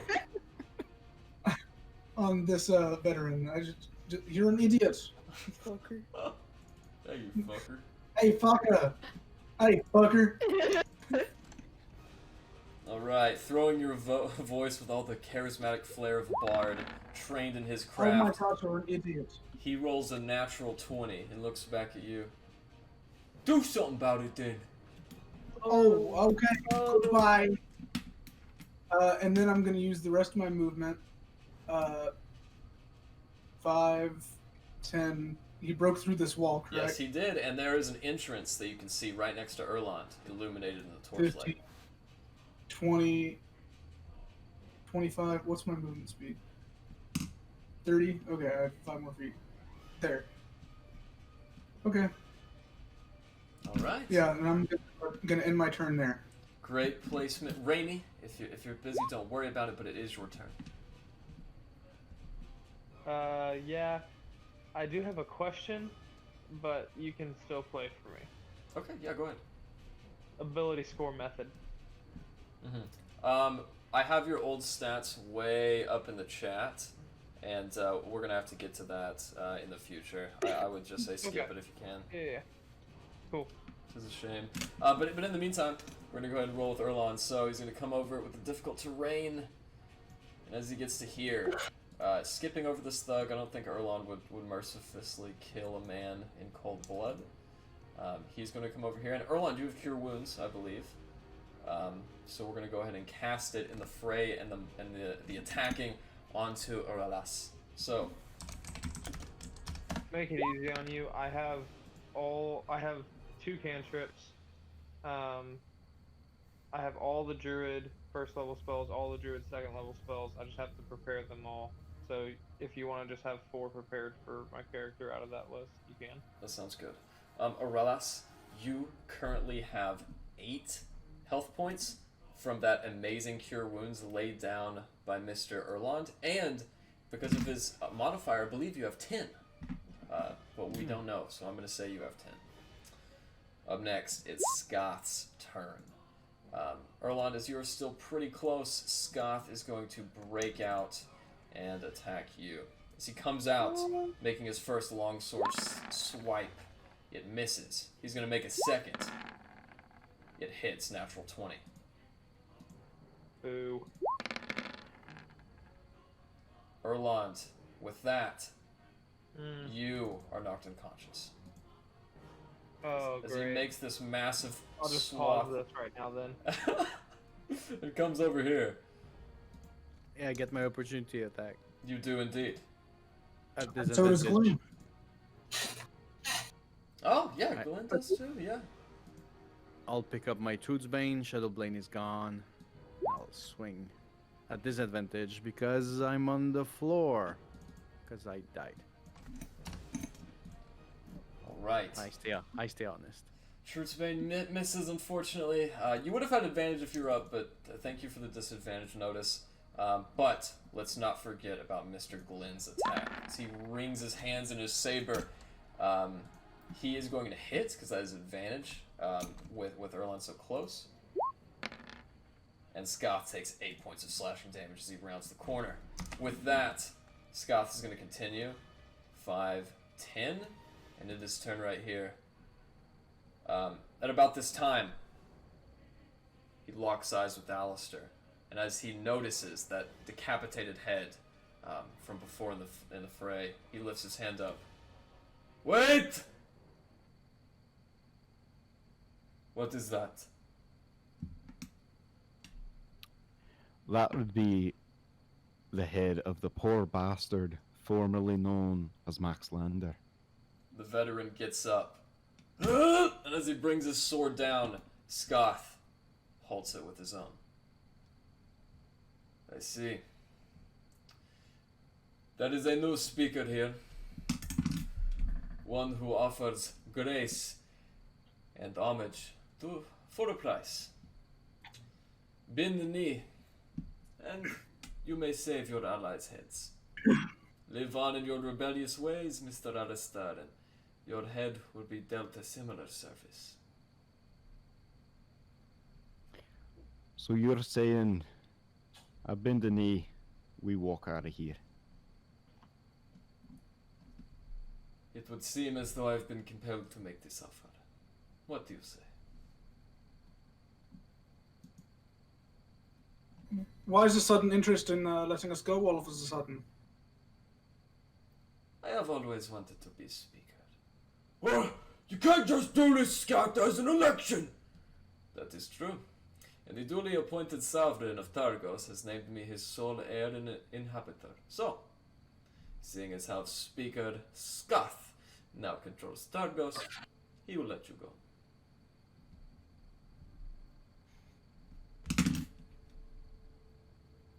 Could we have a moment to rally up as our group real quick and just talk this out? Absolutely not. Oh, okay. I do not trust this man. No, neither do I. Larry's not in the same room. Your characters may remember last session I did scream that outside towards the lake there's a lot of them in the boats. Oh yeah. But I still don't trust this man. You say you do not trust me or us. Go on. Get to your feet. Alright, Scoth. I understand one man to another. Mutinies are always hard. Is that what you call this? This little attempt? And as he begins laughing, This little attempt. This little attempt into Alright, Scath. Fuck you. Captain goes down with the ship, and I'm gonna squeeze my gun tighter. well, this is getting interesting. As he looks at the veteran, alright, off with his head! As the veteran goes to strike you, Aralas, even though you are now at your feet, we're gonna go back in to combat. So, as he ends his turn, it is over. It is now your turn, Larry. What would you like to do? Well, now I have 2 character sheets. Alright. So, I will get to a better position of which I can see. Alright. Who goes first? Does my defender go first or me? You go first, and as your bonus action, you can command your defender. Alright. So I, from here, Can see this veteran, and I shall use my light crossbow. Very nice, and it hits. Alright. Let me get to that, and then click the button. I just wanted to say I love the inter monologue of Larry's thought pattern. It's always like a highlight of my experience.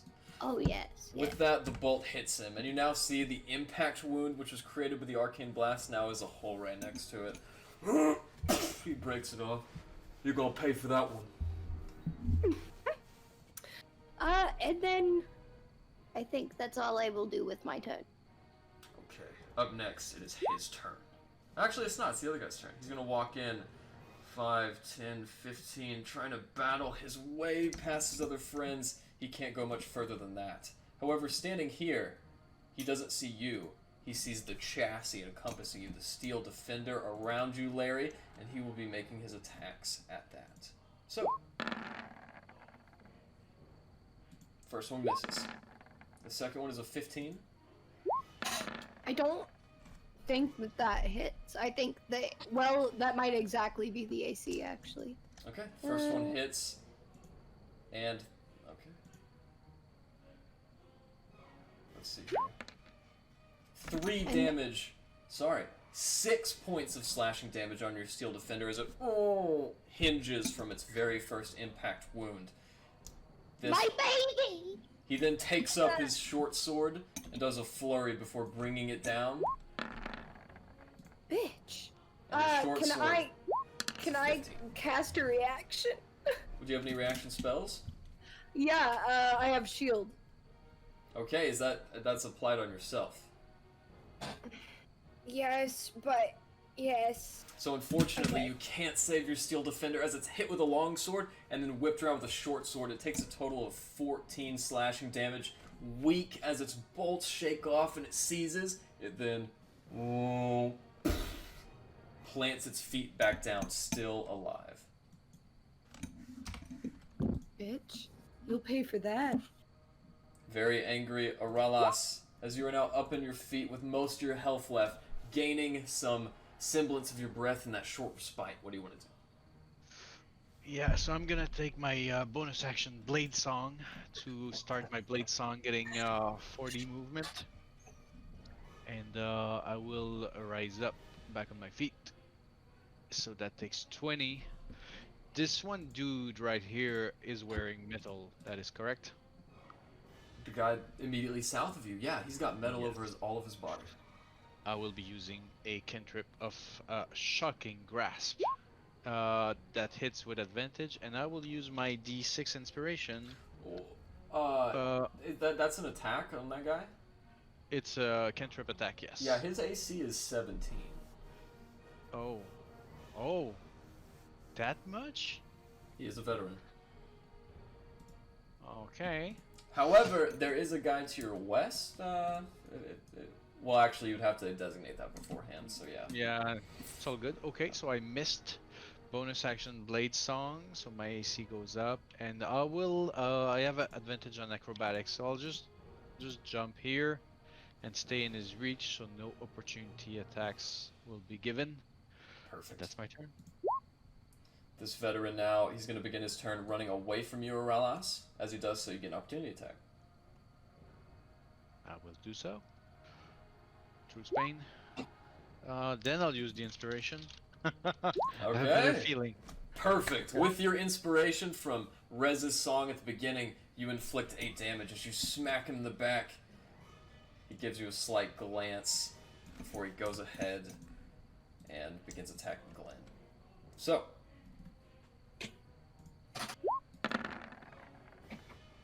whew.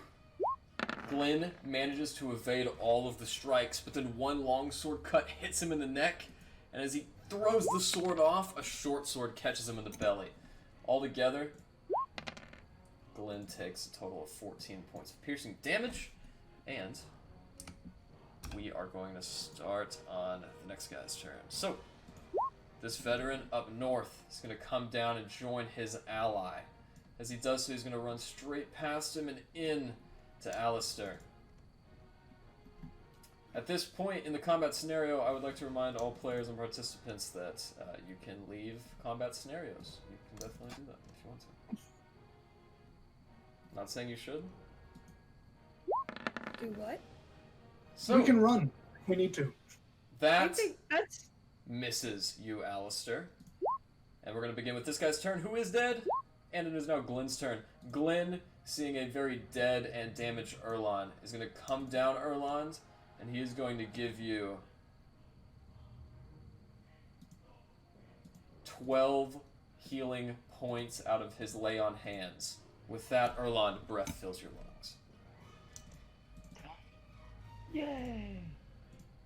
All right. Erlon at max health and no longer dead. We're going to go to the next tribal warrior. As he comes in, seeing the massive automaton of Larry's, he is going to go ahead and make an attack against it. As he throws his spear. We need to get out of here. As he throws his spear, Larry and plants itself firmly into the wood paneling next to you, missing a little bit too wide. And with that, you see Erlon come up, hear some ruckus behind you, and Alistair, it is now your turn. What do you want to do? Alright,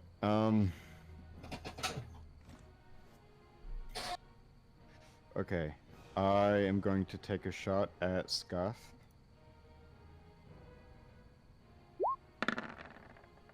Miss. Then I will turn my attention on the veteran here and hit him with my force cannon. So that will be a dexterity save of 13. Absolutely. If I could figure it out. Okay, here we go. Once again, failing, he knocks back and once again falls over the body of Scath like a table, launching him even farther, and he will begin his turn prone. That will be 6 damage. Very nice. And then I will step here. Alright. Up next is Ending the the turn. thug, who's going to spend his whole turn. No! Please make it stop! That mercenary gets a turn before you, Rez. He's going to push in. Seeing you, Otaku, he's going to make one scimitar attack. Otaku, that is a natural 1. You are good. Rez, what would you like to do? I'm gonna look at Scarlet or Scath. All are possible interpretations. I'm gonna look at him and say, you know, you look really horny. And I'm going to cast Hideous Laughter on him.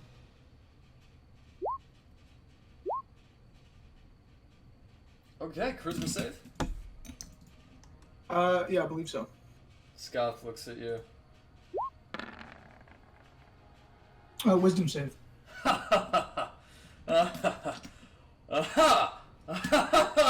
And he falls to the ground. Woo! And then I'm going to pull out my pan flute on my neck, like just hold it up to my mouth, play a little song while looking at Alistair. He may not like it, but he's getting a bardic inspiration. And there you go. Accepting your reluctant bardic inspiration, we begin Erlon's turn. Now, Raimi, do you have your ability scores?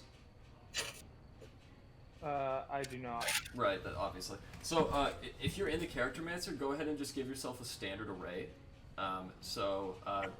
Just put down like. So I already exited out of the Character Mancer. That's fine. That's totally fine. Do you have enough of your sheet ready to know what you want to do? I don't. I literally just got That's out of okay. character. No, I totally understand. So with that, we're gonna begin your turn. You're gonna come back behind him and just give him another spear attack, since those seem to be going oh so well. That's another natural 20 with Erlon's spear. This is my 5th natural 20 of the night. I can't believe this. What the hell? So yeah, 1d8 plus. You plan next time around to have some shit ready. Alright, that's gonna be 1d8 plus 2. So that is 6 plus 8, 14 points of damage as you watch Erlon lunge forward and do a native strike into the solar plexus of Skoth. As he does so, Skoth folds at the waist and takes a massive amount of damage as he looks up. Long live the Calishtan arms! And it will begin his turn. As he turns around, looking at you, Erlon.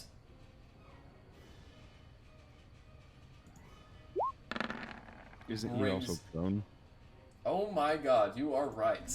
How could I forget such an obvious thing? So, he's gonna make me a wisdom save, right, Rez? I'm gonna take that as a yes. I'm gonna speak for Rez and say yes. Alright, he succeeds the save, which would have occurred... Ooh. Must succeed on a wisdom saving throw or fall prone, becoming a blah blah blah blah. At the end of its turn, it can make a wisdom save. So even though he succeeded, his turn is over. Oh, sorry. He took damage from Erlon. So he's going to get back up. Say his long spiel. Attack Erlon. A 15 hits Erlon. 5 damage on Erlon. He's going to do it again.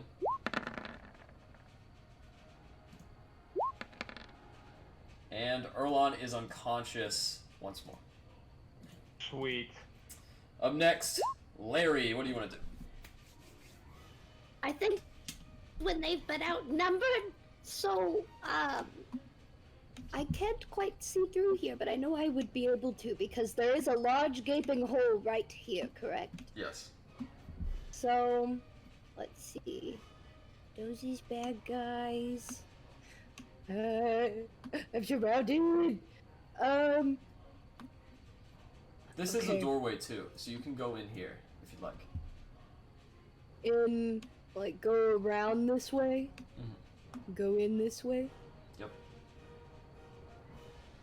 But keep in mind, as you do that, your Steel Defender is going to take an attack of opportunity, because you're inside of it, right? I want to bring Larry down, and I'll bring Larry into there first, because My defender has already taken quite a bit of damage. Okay, so he'll start up here, and so you ran down out of it, which is totally Yeah. fine. yes. So he stays until, Your bonus action. okay. Alright. Am I going to be hit? No, you're fine. No? Okay. Who be in here? Well, a lot of your friends are in here, plus Yeah. a half ogre who is on his knees, still taller than Glenn. He is pleading and crying with bullet holes, arcane shot, and bolts sticking out of him.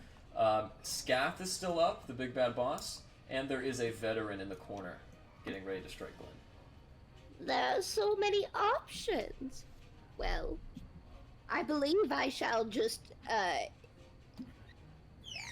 to this, put this one guy out of his misery, the one with all the holes and such. I need a win. Let me kill him with my crossbow, please. That hits. Yes. If he's prone, though, you have disadvantage. Who are you aiming at? The thug? Okay. I believe. Oh, but Glenn's right there. He- She has a bed. Straight roll. he's not prone. Okay. Yeah, he's just pleading and, yeah. So as you shoot him in the head with your bolt, he silently slops to the ground with an arrow in between his forehead, blood trickling from the corner. Good. And then that will end Larry's turn, so now it is my defender's turn.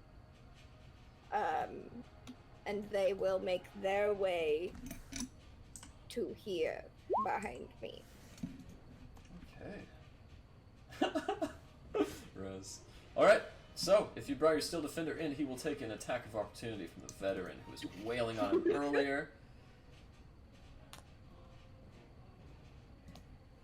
And with that, as you command him to move, the guy brings his sword down and completely misses. Steel Defender comes in, just as good as new. What do you want him to do? Let's see. What can we have you do? Well, I think there's only like ranged attacks. Sorry, this is my first time with it. No, that's but, fine. He has an attack called Force and Power to Rend, which is a melee attack, and he has a Deflect attack, so he can impose disadvantage on attacks done to his allies. Okay. All right. Well, then he will wait until a reaction or whatever is needed. Right. So you've commanded him to run. That's his movement. Do you want him to make an attack? Because he can do that.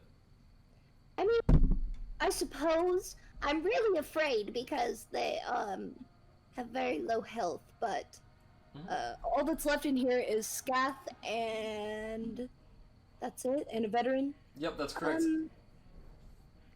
The veteran's the biggest threat right now. I know, but my okay. He will make a ranged attack. He has no ranged attacks, but he can make a melee attack.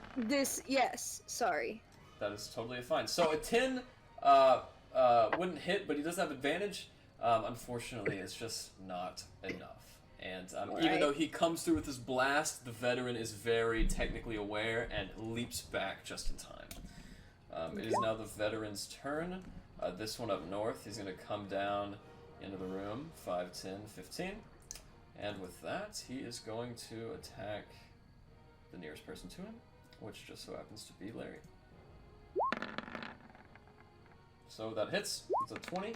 And Larry, you take 8 points of slashing damage. Well, now, your Steel Defender can still use his reaction, so keep that in mind. Whenever someone makes an attack, he can kind of deflect it, but you are unconscious. Orala, seeing this in the bottom of the room, what would you like to do?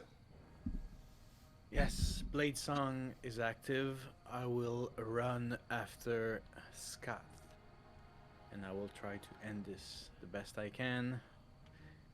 He did not have the time to get up yet, so he's still prone. I would have advantage. So he's actually not prone, because the damage was done to him by Erland. He got up to his feet and killed he Erland. did. Okay, so no advantage. You are correct. So I'll take the short sword offhand as well as I'm running. Free action. Fuck no. That misses, unfortunately. And offhand bonus action. That I hits. think this big 2 damage. As you sink through his lamellary, you can see the blood coming down, the brackish blood in his teeth and his split horn. He looks up at you. Today, it's a good one to die under. What would you like to do? I'll smirk. That will be my turn. All right. Up next is that veteran's turn. As he goes to attack Glenn. This one misses, I think. Yep. I don't know how I knew that. I just kind of felt it. Second one hits, but as it does, the Steel Defender, acting a little autonomously here, is going to go ahead and deflect attack, which is going to impose disadvantage. And as he deflects, it actually misses Glenn. Up next, the next veteran is going to come down, see that the hole is open, Run 5, 10, 15. Ooh. And he's going to end his turn right outside. Up next is Glenn. Glenn is still some life in him. He's going to attack this veteran.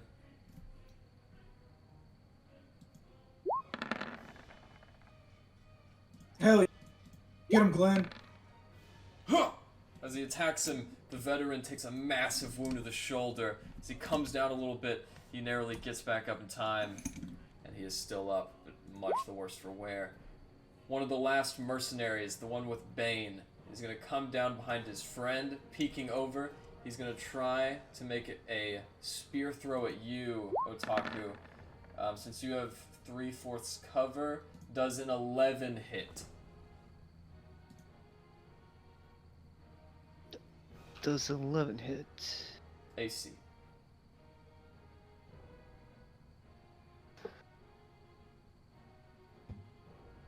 Question. Go ahead. I have my ability scores on the chat log. I opened it up. Nice. Yep, you can just use those. Adjust for flavor. Okay. Where can I see but the AC? That's the thing, is I don't know how to like what they mean. The numbers? Yeah, it's just a bunch of D6s. So you see it in the chat log. So there should be 7 groups of 4d6 rolled. Or is it 5d6, drop the ones? Either way, whatever that total is, that's just 1 score. 3, 4. I have 4 regular D6, and then I have 5 4d6. Right. So add up, 4d6 is all an ability score can take. So make sure out of every group of 4, you drop the lowest. Okay. Hopefully that answered your question. Your AC, Otaku, is 14. That's at the top of your sheet. So that misses, and we're gonna go to Alistair's turn. Oh, so it's Right. armor class. I thought it's something else. I was like, where's AC? Where's AC? Where's AC? Sorry, I should have been more specific. On Scoff, I'm gonna take a shot. With advantage, because it is flanking, it still misses. Even with a +1? Do you have Yes. have you used that inspiration? Oh, can I use inspiration? Yes. See, isn't it? You guys I've need to never used listen. You inspiration need to before, listen so to I'm Eric. I'm not sure. Listen to Eric, you Alright. bastards. Anyways, go ahead. So, what's inspiration? 1d6. It's a D6. 1d6? Is this your first time ever using inspiration, even our last campaign? Yes. It's pretty good. So this is a 17, and then roll inspiration. Alright, now listen.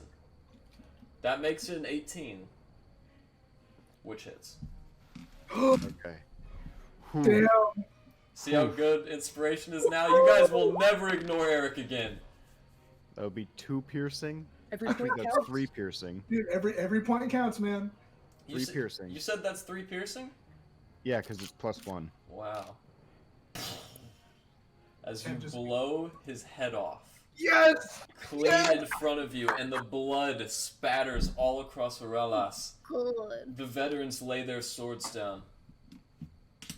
We ain't getting no pay. Boss gets no slay. Come on, boys. And as he looks around, It's just you, Alvor? It's just you, Robin. Hey, what do you think we should do with the rest of these kids? one of them kind of picks up the dead body of Larry. Well, this one needs fixing. Wait, is Larry dead? Yep. Excuse I'm me? gonna turn to Larry. I'll take that one. What? I'm gonna lay hand. I'm gonna cure wounds on Larry right now. Thank I- you. One first level. Wait, Are we out of combat? right? Not Arelis, Erland, right? That is correct. You said that so casually. Okay. So Larry gets a cure wounds. I'm out of spell slots. Larry probably has 1 more cure wounds left. Larry goes over to her. I've got a cure wounds. Okay, yeah. So Erland will be fine. So what do I roll? A D8? That's correct. Pretty sure I have that in my right here. So is combat over? It does. As they look around, this one guy who seems to be a little bit more authoritative amongst the other veterans. We ain't here for no morals or lofty ambitions. We just want our gold. And seeing as how you slit the hand that feeds us, I'd say we're doing with a little recompense, especially when you consider that we're sparing your lives. Oh yes, it is you who is sparing our lives. Correct. Indeed. We'll start looting the corpse, and I'll go for Yeah. the pouch, and I'll see how much there is in there. I want to go up to after resing Leary. I want to go up to Maxilandar and search his body. On I Naerth would like to Maxilandar's... also search Maxilandar Am I alive? in cooperation. Yes. Is Yeah, that I just gave you eight points. Thank you. Glenn is going to go down and just use his spell to get Erland up as he comforts you, Erland. Hey, don't worry, buddy. We're all right. As he gets you up, and the rest of you go to search. Since you were the first to say it, Joe, and you go up to Naerth's body, you find... Scats. Oh, you're searching Scats. Who's searching Naerth? Rez and Alistair? I believe Yeah. Alistair and I are. Okay. Okay, so I'd like Hans... to do it cooperatively if Rez is good with that. Sure. If we do it cooperatively, that gives me a 22 on my roll. Absolutely. So, I'm on, doing. on Scott's body, you find a bag containing 4 platinum coins, small leather pouch, just like any other coin purse.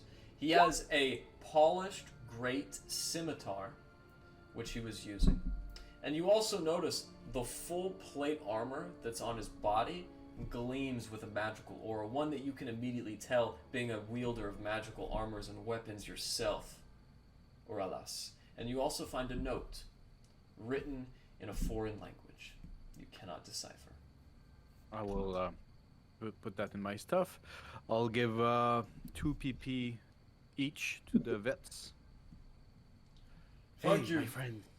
This is for looking the other way, and we will be in good grace with this town soon enough. So please remember that we are friends. Don't make a shit of difference to me, but I'll accept the payment. Hey, Alvor! He flips over a platinum coin. You see the other veteran take it. Oh, so you Also were... working the armor. So, this is what you guys meant when you said you were friends with the Speaker, huh? At about that time, the rest of you guys are searching. Alistair and Glenn. Sorry, your name is Rez. You guys find a velvet coin purse with green and gold embroidery. Inside the coin purse, you find 16 platinum coins. Wanna strike a deal with Larry? However, Okay. that is not all. You guys also find 2 wrought iron keys on a copper key ring. You think that the copper key ring can fetch you guys anywhere between 5 and 10 gold pieces.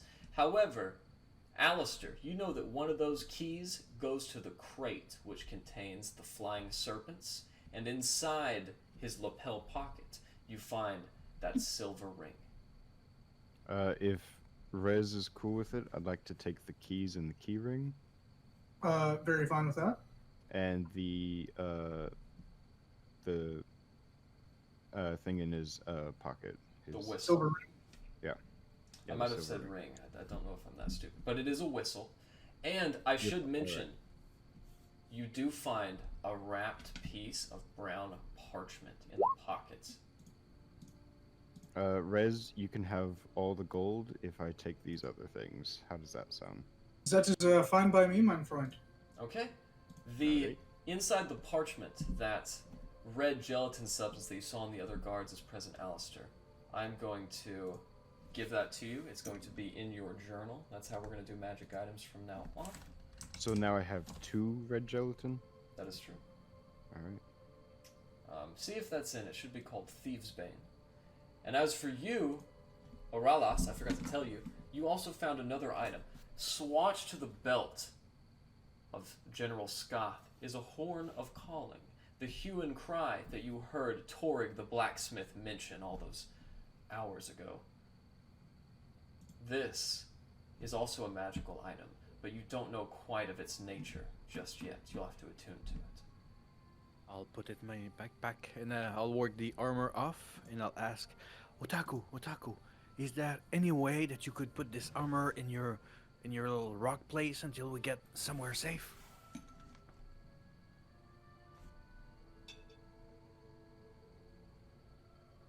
You're muted. I think I can do that. DM, is that allowed? You would have Like- to put it on. Oh yeah. Put it on, but can I take it off inside a rock? No. Hmm. Okay, so it had to be all me. Okay, I'll work with Glenn to bag it for now. Oh, it This- sounds good. It's a nice looking piece of polished armor there too. And So- as Glenn kind of leans down over the armor and spits on it to give it a shine, you watch as the spit falls towards the armor and stops, levitating mid-air, and disappears. Rez, what were we gonna say? You said this was like a red velvet coin purse with like green embroidery in it, like really fancy looking. Correct. Yo, this is just my new coin purse. Fantastic. It's a little bit larger than most coin purses. You could probably hold about 2 pounds material in there. Oh, it's fine. Yeah, great. Um, The closer I get to that life, the better. could I search the search the bedroom? I almost did that mid combat. I ran in there and I was like, my next turn I'm gonna ransack this place. And then Larry ran in, and then her steel defender broke down the wall. Sure. Sorry. You find a wrought iron lock on the footlocker at the end of the bed, Alistair. And as a matter of fact, it looks very similar to one of the wrought iron keys that you have on your copper key ring. I would like to try the key. Okay, as you put the key, turning it over and you open it up, you can tell that these are the taxes that have been exacted out of the populace. About 50 gold worth of copper coins and small pieces of silver and family heirlooms litter the chest. However, what really catches your eye is a small jewelry box in the corner of the footlocker. I'm going to put all of the money in my bag and then open the jewelry box. As you open the jewelry box, you find disclosed within inside a small scroll wrapped with purple twine. I'll give it a read. As you open the scroll and read at it, you can see that it's a very quotidian item, a receipt for a bill of sale. However, something really catches your eye, and you and only you know this. The bill of sale is a purchased item. It appears to be a professor orb that Mr. Maxilandar wanted. A professor orb purchased from a certain merchant ship by the name of the Dark Duchess. Alright, I'm going to pack everything in my bag of holding. As you will.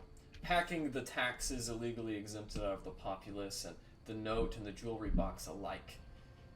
You feel the massive weight put in the bag, which then falls through into its magical holding receptacle.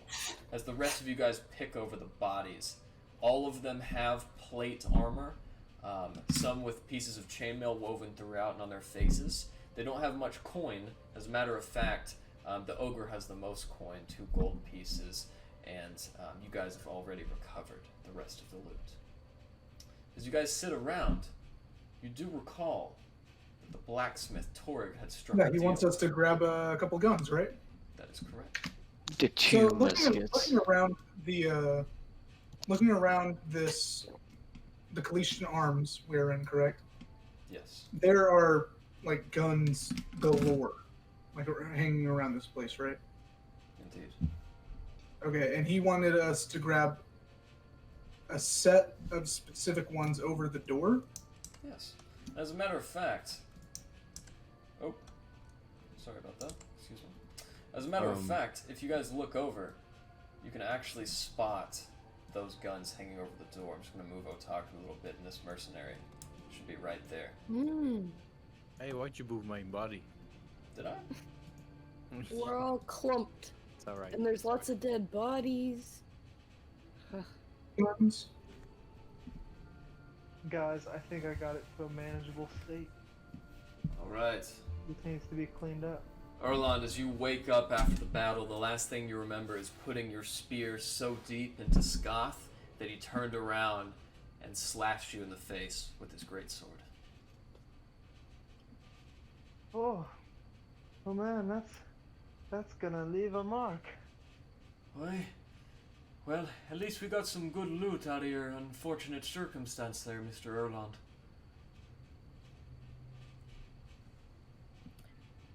How do I heal my steel defender? Like, can I take Mending. some metal off of the dead bodies around me and just... Yeah. You Use your can. you use your mending cantrip, and your steel defender also has a repair thing that it can do 3 times a day. Okay. Let's...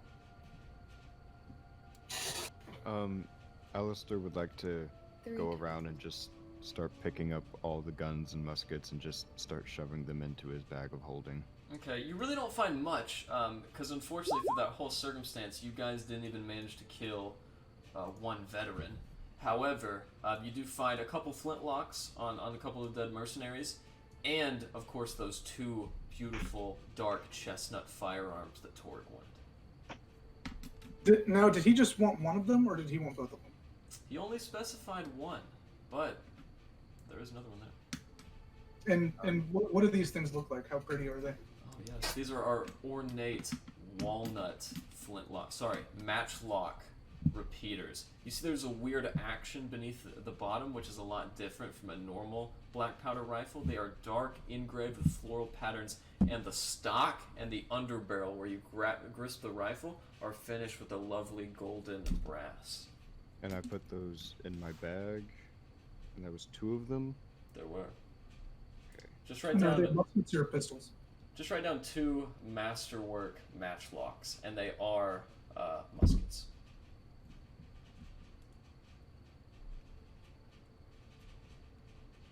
Okay. In addition, you can also write this, Alistair, because I see you're busy at work. In addition to being indestructible, they each inflict 2d6 piercing damage. Damn. Yeah, dude, you should definitely hold on to one of those for yourself. The armor, as you guys have had a time to attune to it, and Glenn comes up to you. Hey, I knew some folk that actually wore this armor back in Kirkonig. This here is an armor gleaming. It's a lovely set of plate mail, which I'll take if y'all don't mind, with the added bonus of it actually cannot become tarnished or dirty. It will be my pleasure to have you wear it and be ahead of me. Oh, I'm yes. safe. None of you happen to find any magical instruments lying around, did you? Well, actually, we didn't, but Oralis over here plucked a little horn off of Scat's body. Oh, Yeah. did you? Yes, I can work on it in a little while, I guess. I did not take you for a woodwinds kind of guy. No, I don't really care about those, but it's all yours. Oh, We can work on it as Wait, soon as what? we have a break. Wasn't there another horn? No, there was the horn on Scoth, and then there was the whistle on Maxilandar. Yeah, but there was the guy who was guarding the front door who had a horn. Oh yeah, that's true. He does have a horn. That's correct. So yeah, I'll take that other horn. Yeah. As you take that other horn, my bad, I forgot about that one. It is a common calling horn, able to make a very resounding sound and rally people within a 300 feet radius. Oh, so this one's just a regular horn? Yeah, but it works. Whereas No. already regret it. So, with that, you guys have done your deed, killed the speaker, and somehow emerged victorious. What would you all like to do? Well, I for one would like to take a nap. I'd like to a good heal long myself rest. and my defender. Do you control the stats of like my defender's health and stuff? Because I can't really change that on my end. Let's see here. You should have access to it just like you do anything else.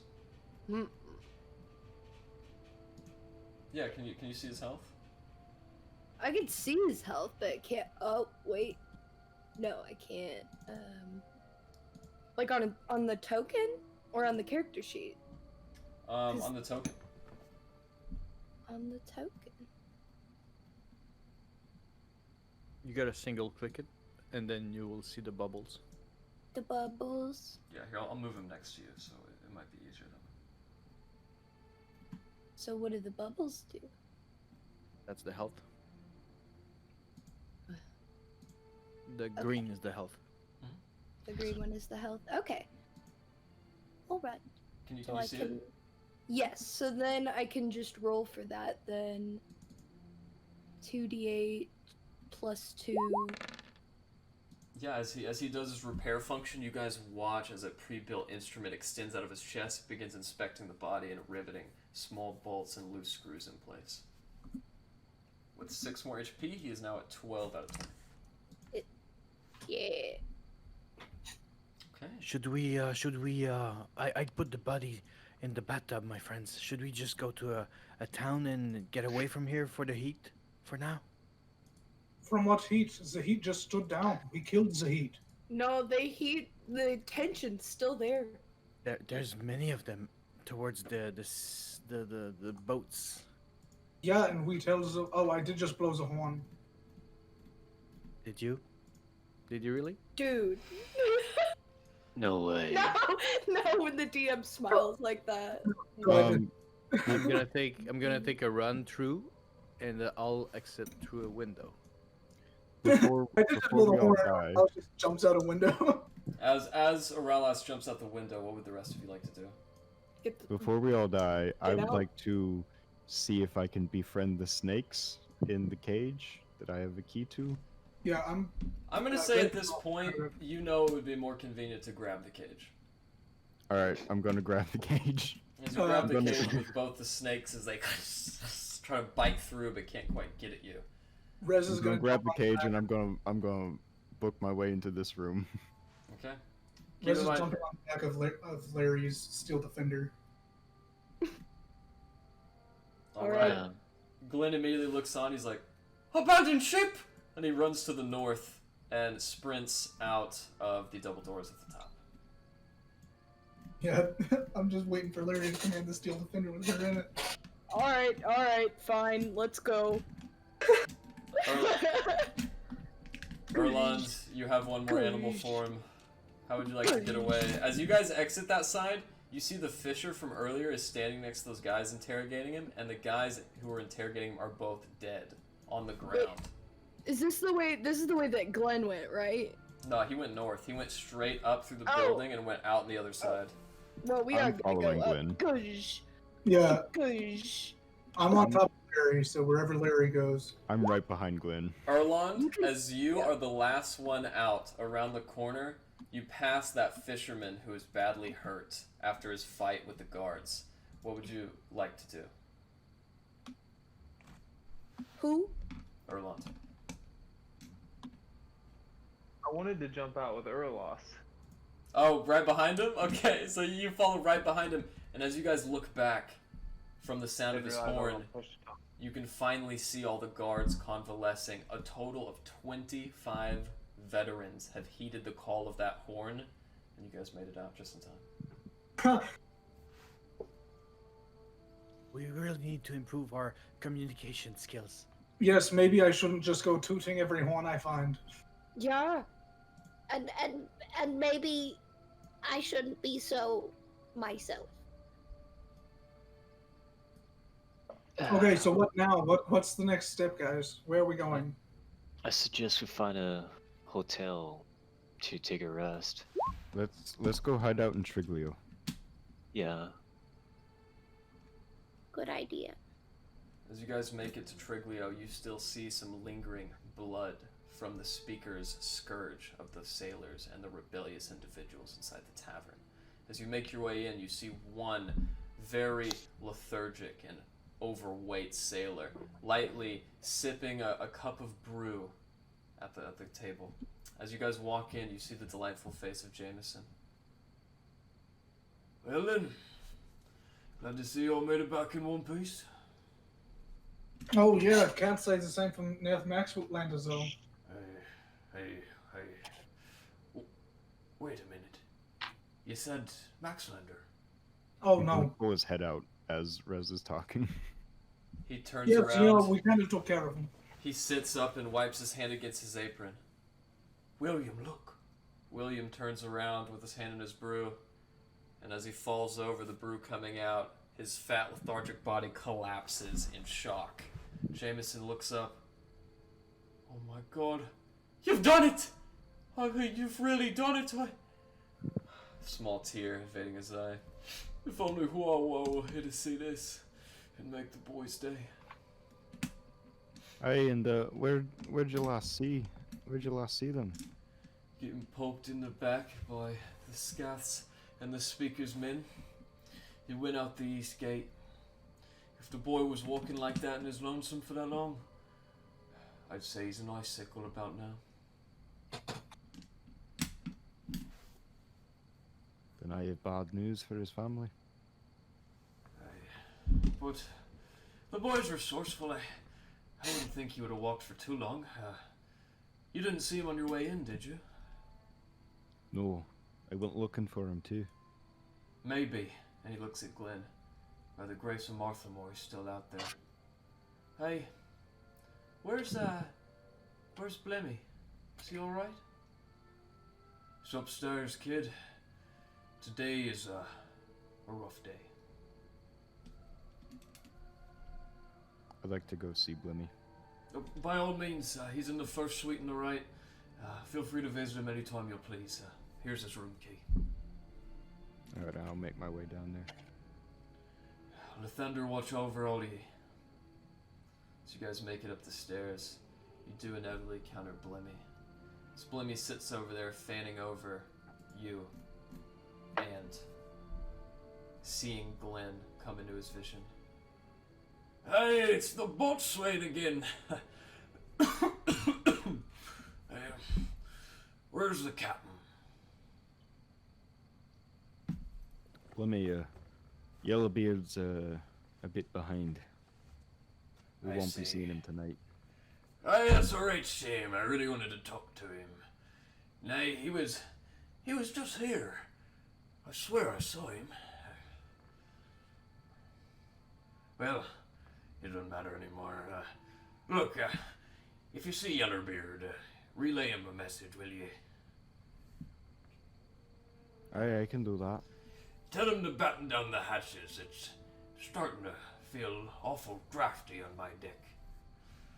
So cold.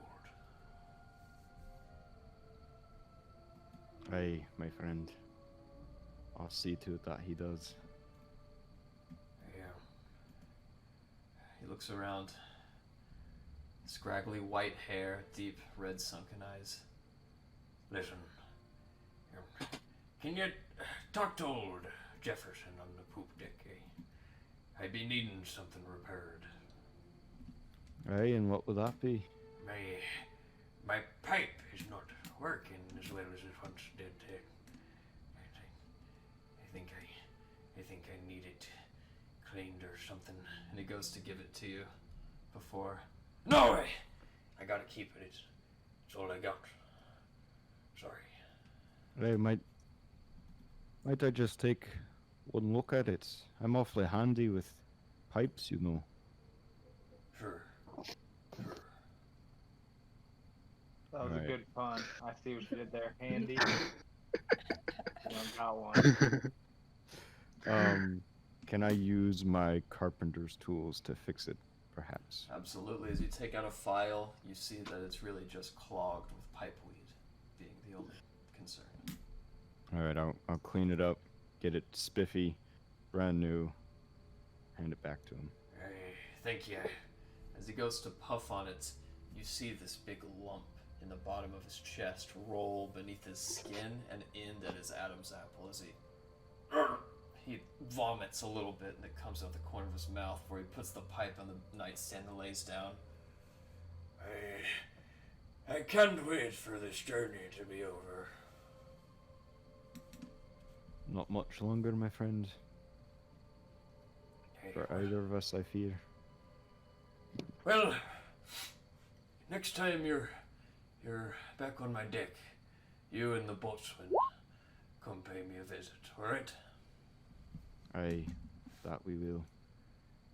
Thank you, Private Calishtan.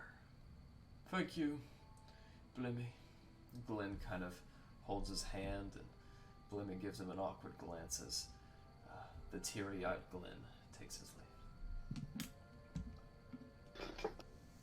Alistair's gonna step out, close the door gently, and just kind of stand there for a moment, staring into the closed door.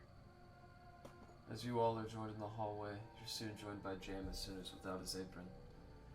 He's been getting worse.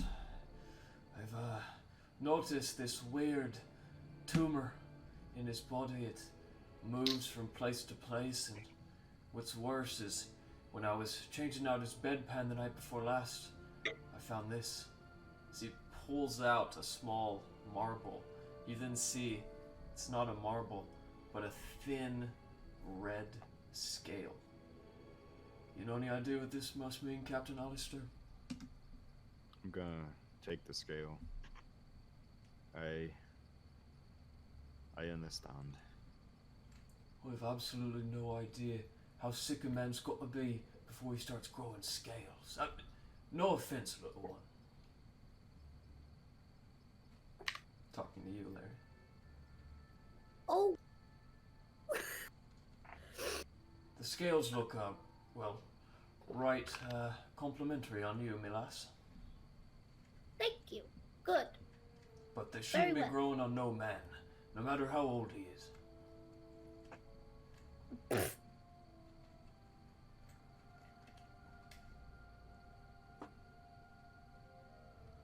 Well, if y'all have no idea what this is, neither do I. And he takes the scale back from you, Alistair. Just make sure to pay him a visit again. It's the only time he really feels good, I believe. I thank you for letting me know. And thank all of you for freeing us. Maybe I'll dust off my old political career and run this town proper, as it was meant to be run. As you should. I'll talk to Torg about it. Him and I'll hatch a plan. So people live free. Now then, if I know you lot like I think me does, you got a payday waiting back for you in Brinchander.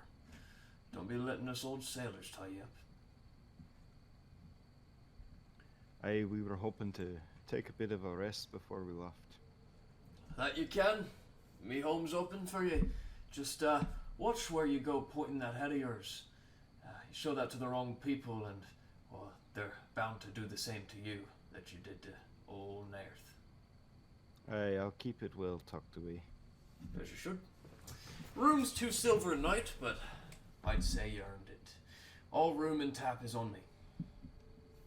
Oh, you are too kind.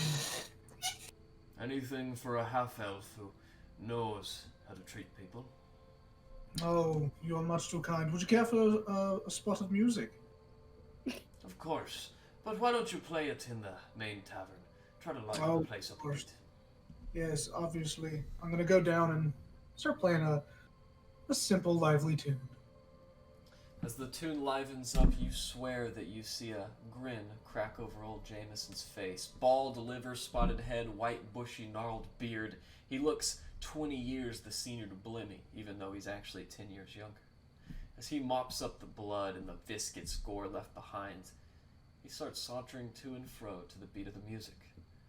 And then you hear a knock at the door.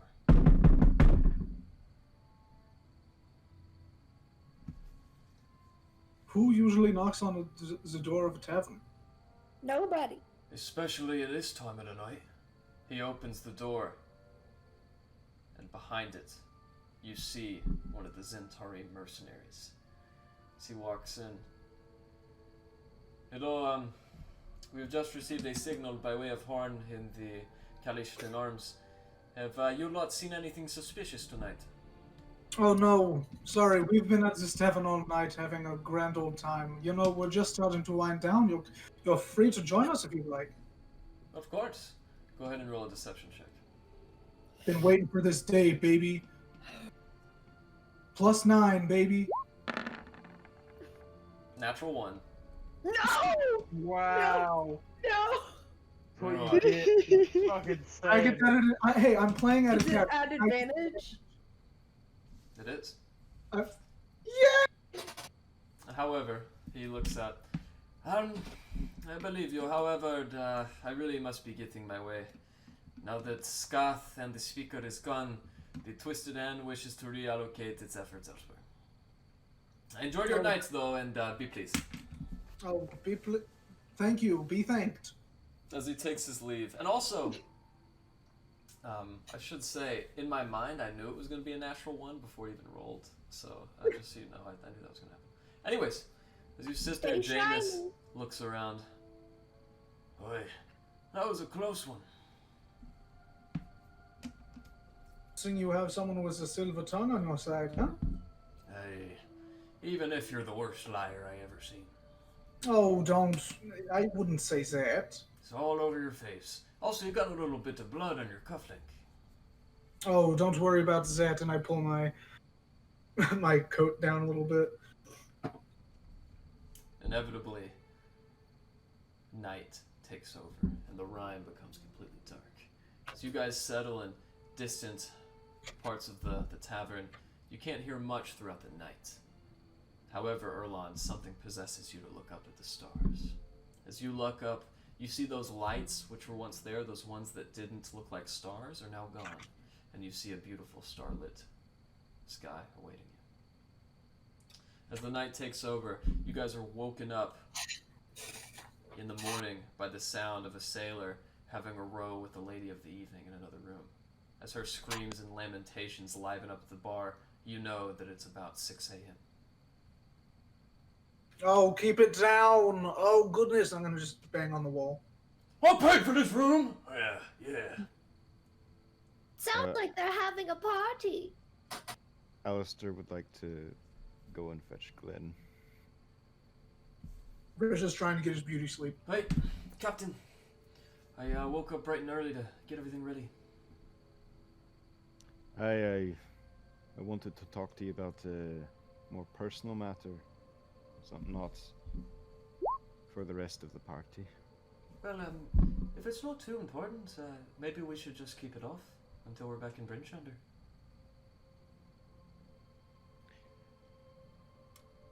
I know what's wrong with Blimmy. Well, tell us. Maybe we can cure him. I know me spells don't have much effort, but if you've got an idea, I'm willing to give it a shot. It's a right nasty death that's coming to him. I don't know if we can save him, but perhaps we could save him from the terrible fate. Well, now hold on. Maybe old Blimmy's got a chance. He's a strong fella. It's pretty far along.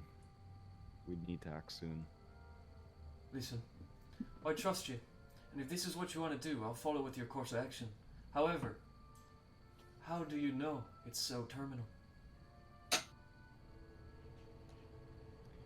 Death is coming for all of us, and for the lot like me and Blimmy, a bit sooner rather than later. Glenn looks confused. Is that red skill, wasn't it? Aye. What's it mean? It means Blimmy's going to die a very sufferable way. There's something in him, killing him from the inside. Like a parasite? Something he got in his sailing days, maybe? Aye. That'd be it. How do you know so much about that? Glenn, I fear we may have to put old Blimmy out of his misery. As a kindness I hope you may one day shine on me. What do you mean? I mean, I never want to get as bad as Blimmy. You mean you got scales growing on you too? Not yet, but I fear that day may come. I see. Well, I can't do it. There's no way I could spare him. Just can't, I can't kill Blimmy. You'll have to do the honors if it's your decision. I don't expect you to do it, but I need you there for me. Can't we just give him one more day? Come back after we speak to the sheriff, have our pay, and do it then? I don't want to. I know it's rough, but I'd rather see him die. What semblance of a man he used to be is still there. Fine. Let's do it. Before any other others can get up, let's just go in there and do it. Alright. I'll go to Blimmy and knock on the door. As he walks and accompanies you, there's no response on the other side. I'm gonna step in. As you do so, Blimmy is gone. He's not in the room. Mr. Alistair, Captain, what's that in his bed? As you look at his bed, covered in the moisture of a nice sweat and small lingering scales, you can also see the window to his room is wide open. Aye. Blimmy'd be no more. What's going on, Captain? What are the scales? What kind of parasite would do this to a man? Alright, let's get back to the others. Go see the sheriff. We'll come back and tend to the Blimmy situation. Inevitably, as you walk outside Triglio, all of you, now awake, you see the leads connecting to the dog sled are buried beneath the snow. As you walk out, each of the dogs burying themselves, still asleep. What would you guys like to do? I'll have summoned Orly again. Oh no. No, I don't have any more incense. I'll try to find some as we walk. That's all I need to do. Don't find much. However, the dogs still in their sleep. You guys can get to Bryn Shander without them leaving them here or take them with you. It is your decision. I'm gonna pack up my stuff on the sled, the box of snakes, and I'll rise up the dogs. Okay. As you guys set off on your night's journey, the dim and dark aurora begins to lighten up on your way to Bryn Shander.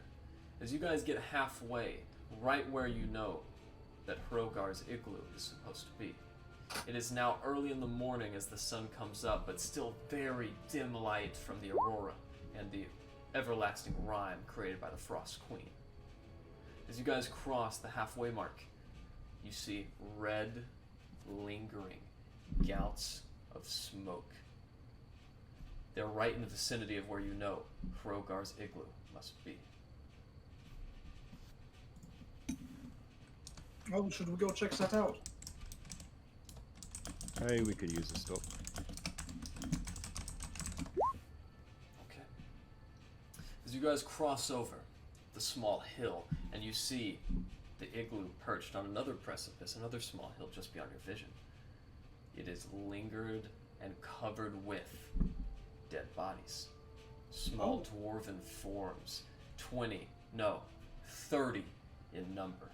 And as the red smoke lingers, you see that it's actually coming from the igloo itself, which looks destroyed. What the hell do you think happened here? Massacre?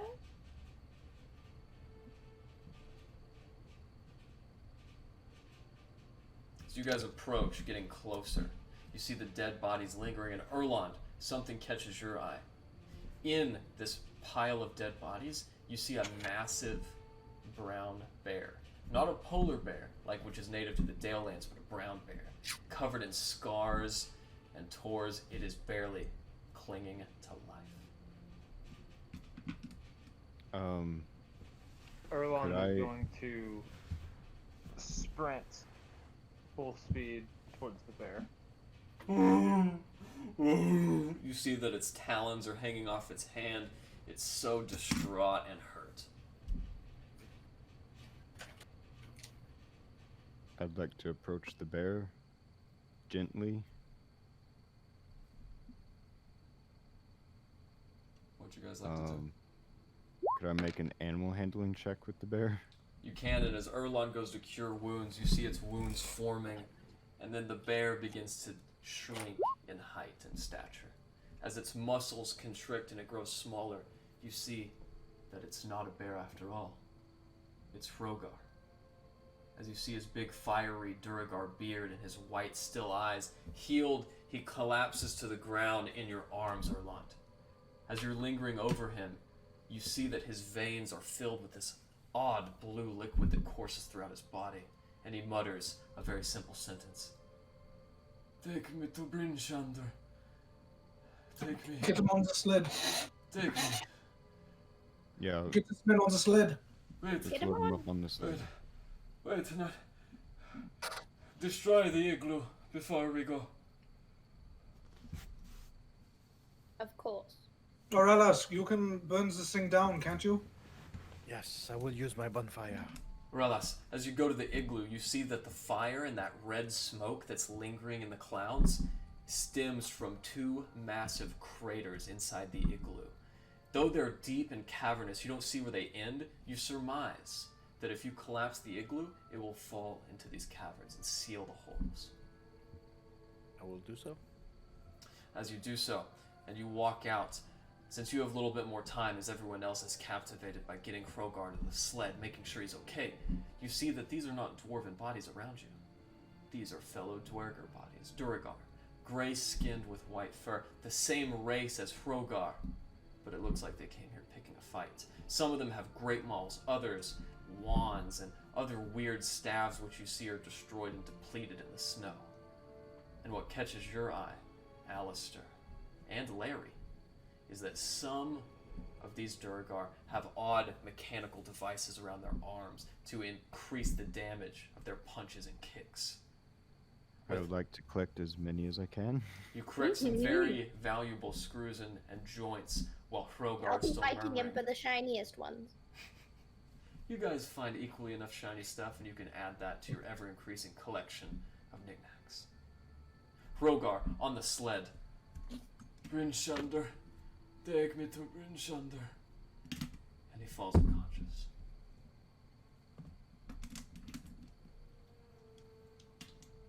As you guys continue your journey, if you so choose. Could I also grab some wands and staffs? You can. They are depleted, they look spent and destroyed, but you can take them back for further examination. Alright, I'll take them. So was there much that was actually salvageable? Not much. Looks like Okay. Hrogar did a very good job at killing this Dwerger strike force. Damn, So Merc just- dirty on him, dude. So there's nothing you can loot around from the ground in the bodies. You can correct scrap metals, pieces of their hair, Dwergar ears. They all have dark metal armor about them, which you can collect if you so choose. Yeah, I'll grab some. Okay. Yeah, as you pick up some knickknacks, you find that the dark iron armor is actually really protective, Otaku. However, it's not big enough to fit your form. You might want to take that to a blacksmith. Yeah, I carry Or that a with me. friend. Or a Is friend. it big enough to fit me? Not quite. It's actually very small. You're surprised that these Dwergar could even be mistaken as dwarves because they are a little bit smaller and definitely malnourished. Larry's Well, some I'm fuck. Taco. like the size of a toddler. I think you are a medium creature, which means that you're small, but not the size of an infant, right? Not an infant. Yeah. A toddler. Yeah, and it would still need some fitting because this dark iron armor is very illicit and hard to acquire. But Okay. anyways, as you do acquire dark iron set of your own, you guys get Hrogar and the dog sled and mush about. As you guys inevitably come now to the gates of Brinshander, snow drifts escaping in your path. Light snowfall accumulating on the battlements. You see over the snowy battlements a hooded figure who takes his hood off. It is Sheriff Markham Southwell. Complete in his garb, he sees you guys and signals for the windlass to be raised. As it is, he hops down from a ladder and looks at you guys. Well, it's nice to see you all back so soon. I thought that Sephyk would take a little bit longer. Oh, he was actually a piece of cake because that was the easiest thing we did this whole trip. Is that so? I began to get worried after word came back from Targos. Oh, what words from Targos? Well, it seemed as though some assassins despoiled the outcome of the authoritative election and killed Speaker Naerth Maxilandar. I can't say I've already seen eye to eye with him at the council meetings, but I didn't think he'd die like this. That is a real shame. Oh, goodness. It's news to all of us. Yeah, it's really bizarre. Something about a strike team of 5 adventurers that came storming inside and killed him in the night. Hey, we've seen a few of those. Crazy. Yes, we were in Targos playing at this tavern, and then they came up to us saying, "Hey, we're looking for someone who may have been out and about. Where have you been?" Crazy, because there's like 7 of us. That's true. I mean, it couldn't have been. They couldn't. You know, have. it couldn't have been true because look, there are more of us than that. Listen, don't tell Speaker Shane, but if you were going to kill a speaker, you chose the right one. Well, we didn't. Hey, but thank you anyways. We'll pass the word along to the guys who actually did it. And, who's that manning the dog sled? As he looks over at the bound-up figure of Frogar, I can't make out his face. Oh shoot, we have a dying man in our dog sled. Duragar? Guards, to me! As a few of the dwarves No, come by. he is friendly. He is one Hey, of. friend. He has been badly injured. We need to help him. Let He me lives see. out in the outskirts of the city. He's always watching, helping protect the city from afar. Trust me, he's a good man. He just needs our help right now. No, this can't be. As he looks out to him and he folds his hair back over his face. Frogar, can you hear me? Oh, this isn't good. Quickly, take him to the house of the Morning Lord. Come, I'll escort you. As the guards kind of arrive with their muskets tonight, then come on, escort us. As they all go out, the guards pushing people aside. Move out of the way! Official business! As you guys inevitably find your way now to the house of the Morning Lord. You guys discover it replete with gnomish monks. Quickly! Undo his restraints and get him inside.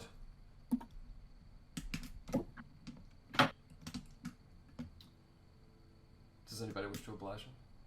Oh, yeah, I'll help. Oh, I'll help. Yes. Alistair and Rez, as you guys get him off and carry him inside, Sheriff Southwell steps in. Now look, I know all of us haven't exactly seen eye to eye, but we need help. And this is a good man who could use with some healing. As you look in, now as you guys enter the room, it is a lovely marble tiled floor with these huge colored glass murals depicting a group of adventurers as they dispel the evil undead that are illustrated. A huge procession of dwarven and gnomish monks alike sit before a central speaker. The speaker gets off the podium. That told him not to kill him in the first place? What was it? I said, aren't we the ones that told him not to kill him in the first place? I don't know what you're referencing. But anyways, as I was saying, the monks... When he like called the guards over, freaking out, and then we said, like, no, it's a good guy, and he changed his mind. That's what I was referencing. Well, he also knew his first name, so obviously he knows who this is after identifying him. But anyways, as you guys get into the house of the Morning Lord, huge procession about, all bearded men and some bearded dwarvish women. However, the tops of their head are all shaven with the clerical sign of the followers of Lathander. As they see you guys holding a dead Duragar, a being of darkness from the underbelly of society, all of the monks turn their back and walk into a central anchorage. You fools! Will none of you help us? And about that time, one monk stems from the pack. As she walks towards you all, you see that she wears this very cute outfit. Bare ears adorn it, very furred. She almost looks like a small teddy bear herself until she puts back her hood. A very old gnomish monk with blonde corn silk hair that's turned white by age, shaved at the top. I can help you all out. Meet me in the back sanctum. You heard the lady, follow us! And Markham Southwell and this monk go into the back room. As you guys join them, she opens a double archway door, and inside the room you guys see a tree growing. Golden leaves which spread off in a luminous light, its trunk stemming from the marble floor. This room is much like all the others, round and covered in very ornately illustrated glass murals, one of which depicting Moradin, the god of the dwarves. As she lays Hrogar next to you guys on this very central meditative bed, she looks about. Well, glad you came when you did. No one else here would be willing to help a Durgar. We can see that.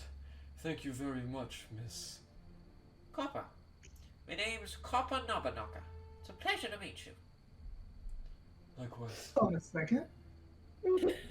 Hold on a sec. This ancient-looking gnome then takes your hands, Alistair and Rez. Thank you for coming when you did. If it wasn't for you, I'd say that fellow would have died. Do you see that blue stuff in his arms? And as you guys look, you can see that his veins are pulsing with what looks like blue blood. Aye. That be a telltale sign of dwarf's bane. Someone wanted this guy dead, and they knew how to do it. Well, can you help him? Oh, absolutely. If he sits here and sleeps next to the Fey tree, he'll be healed in no time. I appreciate your kindness. I thank you for coming in. The idea of going to the house of the Morning Lord to heal a child of the darkness is rather unorthodox. Oh, I'm not really from around here, but I haven't seen many gnomes up in this area of the country. Do you mind telling me, how did you get here? Oh, I had some friends who brought me on an airship. Me and my papa came here all the way from the deserts of Calishtan, and, well, I've been here at the Morning Lord ever since. Oh, well, that sounds incredible. An airship. Could you imagine? Anyways, thank you for helping our friend. Yes, thank you very much, Miss Napanaka. Please, Sheriff, call me Copper. Right, Copper. Thank you very much. But if it would be all the same to you, I would like some privacy with me and my allies here. Oh, of course. She leaves. So, have you brought back proof of kill? Aye, we got the bastard's head. Good. This Durgar, this man, I know him. You see, you're not the first group of adventurers to set on your trail and earn renown in the name of your good deeds. Me and my ally Hrogar here were once members in such a group of adventurers. We called our band the Blades of the Axe. Now then, I suppose you'll all be wanting your repayment. Well, it would be nice. We did go through kind of a lot. Are we alone right now with Sheriff? Yep, it's you guys, Sheriff Southwell, and Hrogar, who's laying on the platform beneath the Fey tree. In between you and me, that thing that we said we didn't do, yeah, that was not easy to not do. I understand. Between you and me, I don't think that's the right way to go about things. However, between you and me, this secret must remain. Do not, under any pretenses, tell Speaker Shay that we had this conversation. Absolutely not. And Maxilandar, I believe, was a special situation. Yes, that's one way to put it. About that moment, the doors fling open. What? What's the meaning of this? The lay folk are scattering like tadpoles. Duvessa, I have it taken care of. That's Speaker Shane, Sheriff. One murderer on the loose and you think it's appropriate to talk all casual like all of a sudden. Now, what's this about a Durgar being spotted in the town proper? As you look, blue robes regaling her, it is the Speaker. Look, Speaker Shane, Deputy Hopple here has recovered proof of the death of Sheriff Southwell. Sorry, of Sephyk Kaltro. Isn't that right? Yes? Right. So please, show the speaker. Anybody. And I just Got the head. look to Alistair. Didn't we put the head in the frozen bag? That's right. Yeah, so Erlond has it. Oh. Yeah, Erlon has it. I have Maxlander's head. I'll pull Many heads. Sephyk's head out. You see, I told them, Duves, Speaker Shane, that we could count on them. I agree, but they're not ready to swim with the sharks just yet. It doesn't matter. The water's already up to our shoulders, as they look around.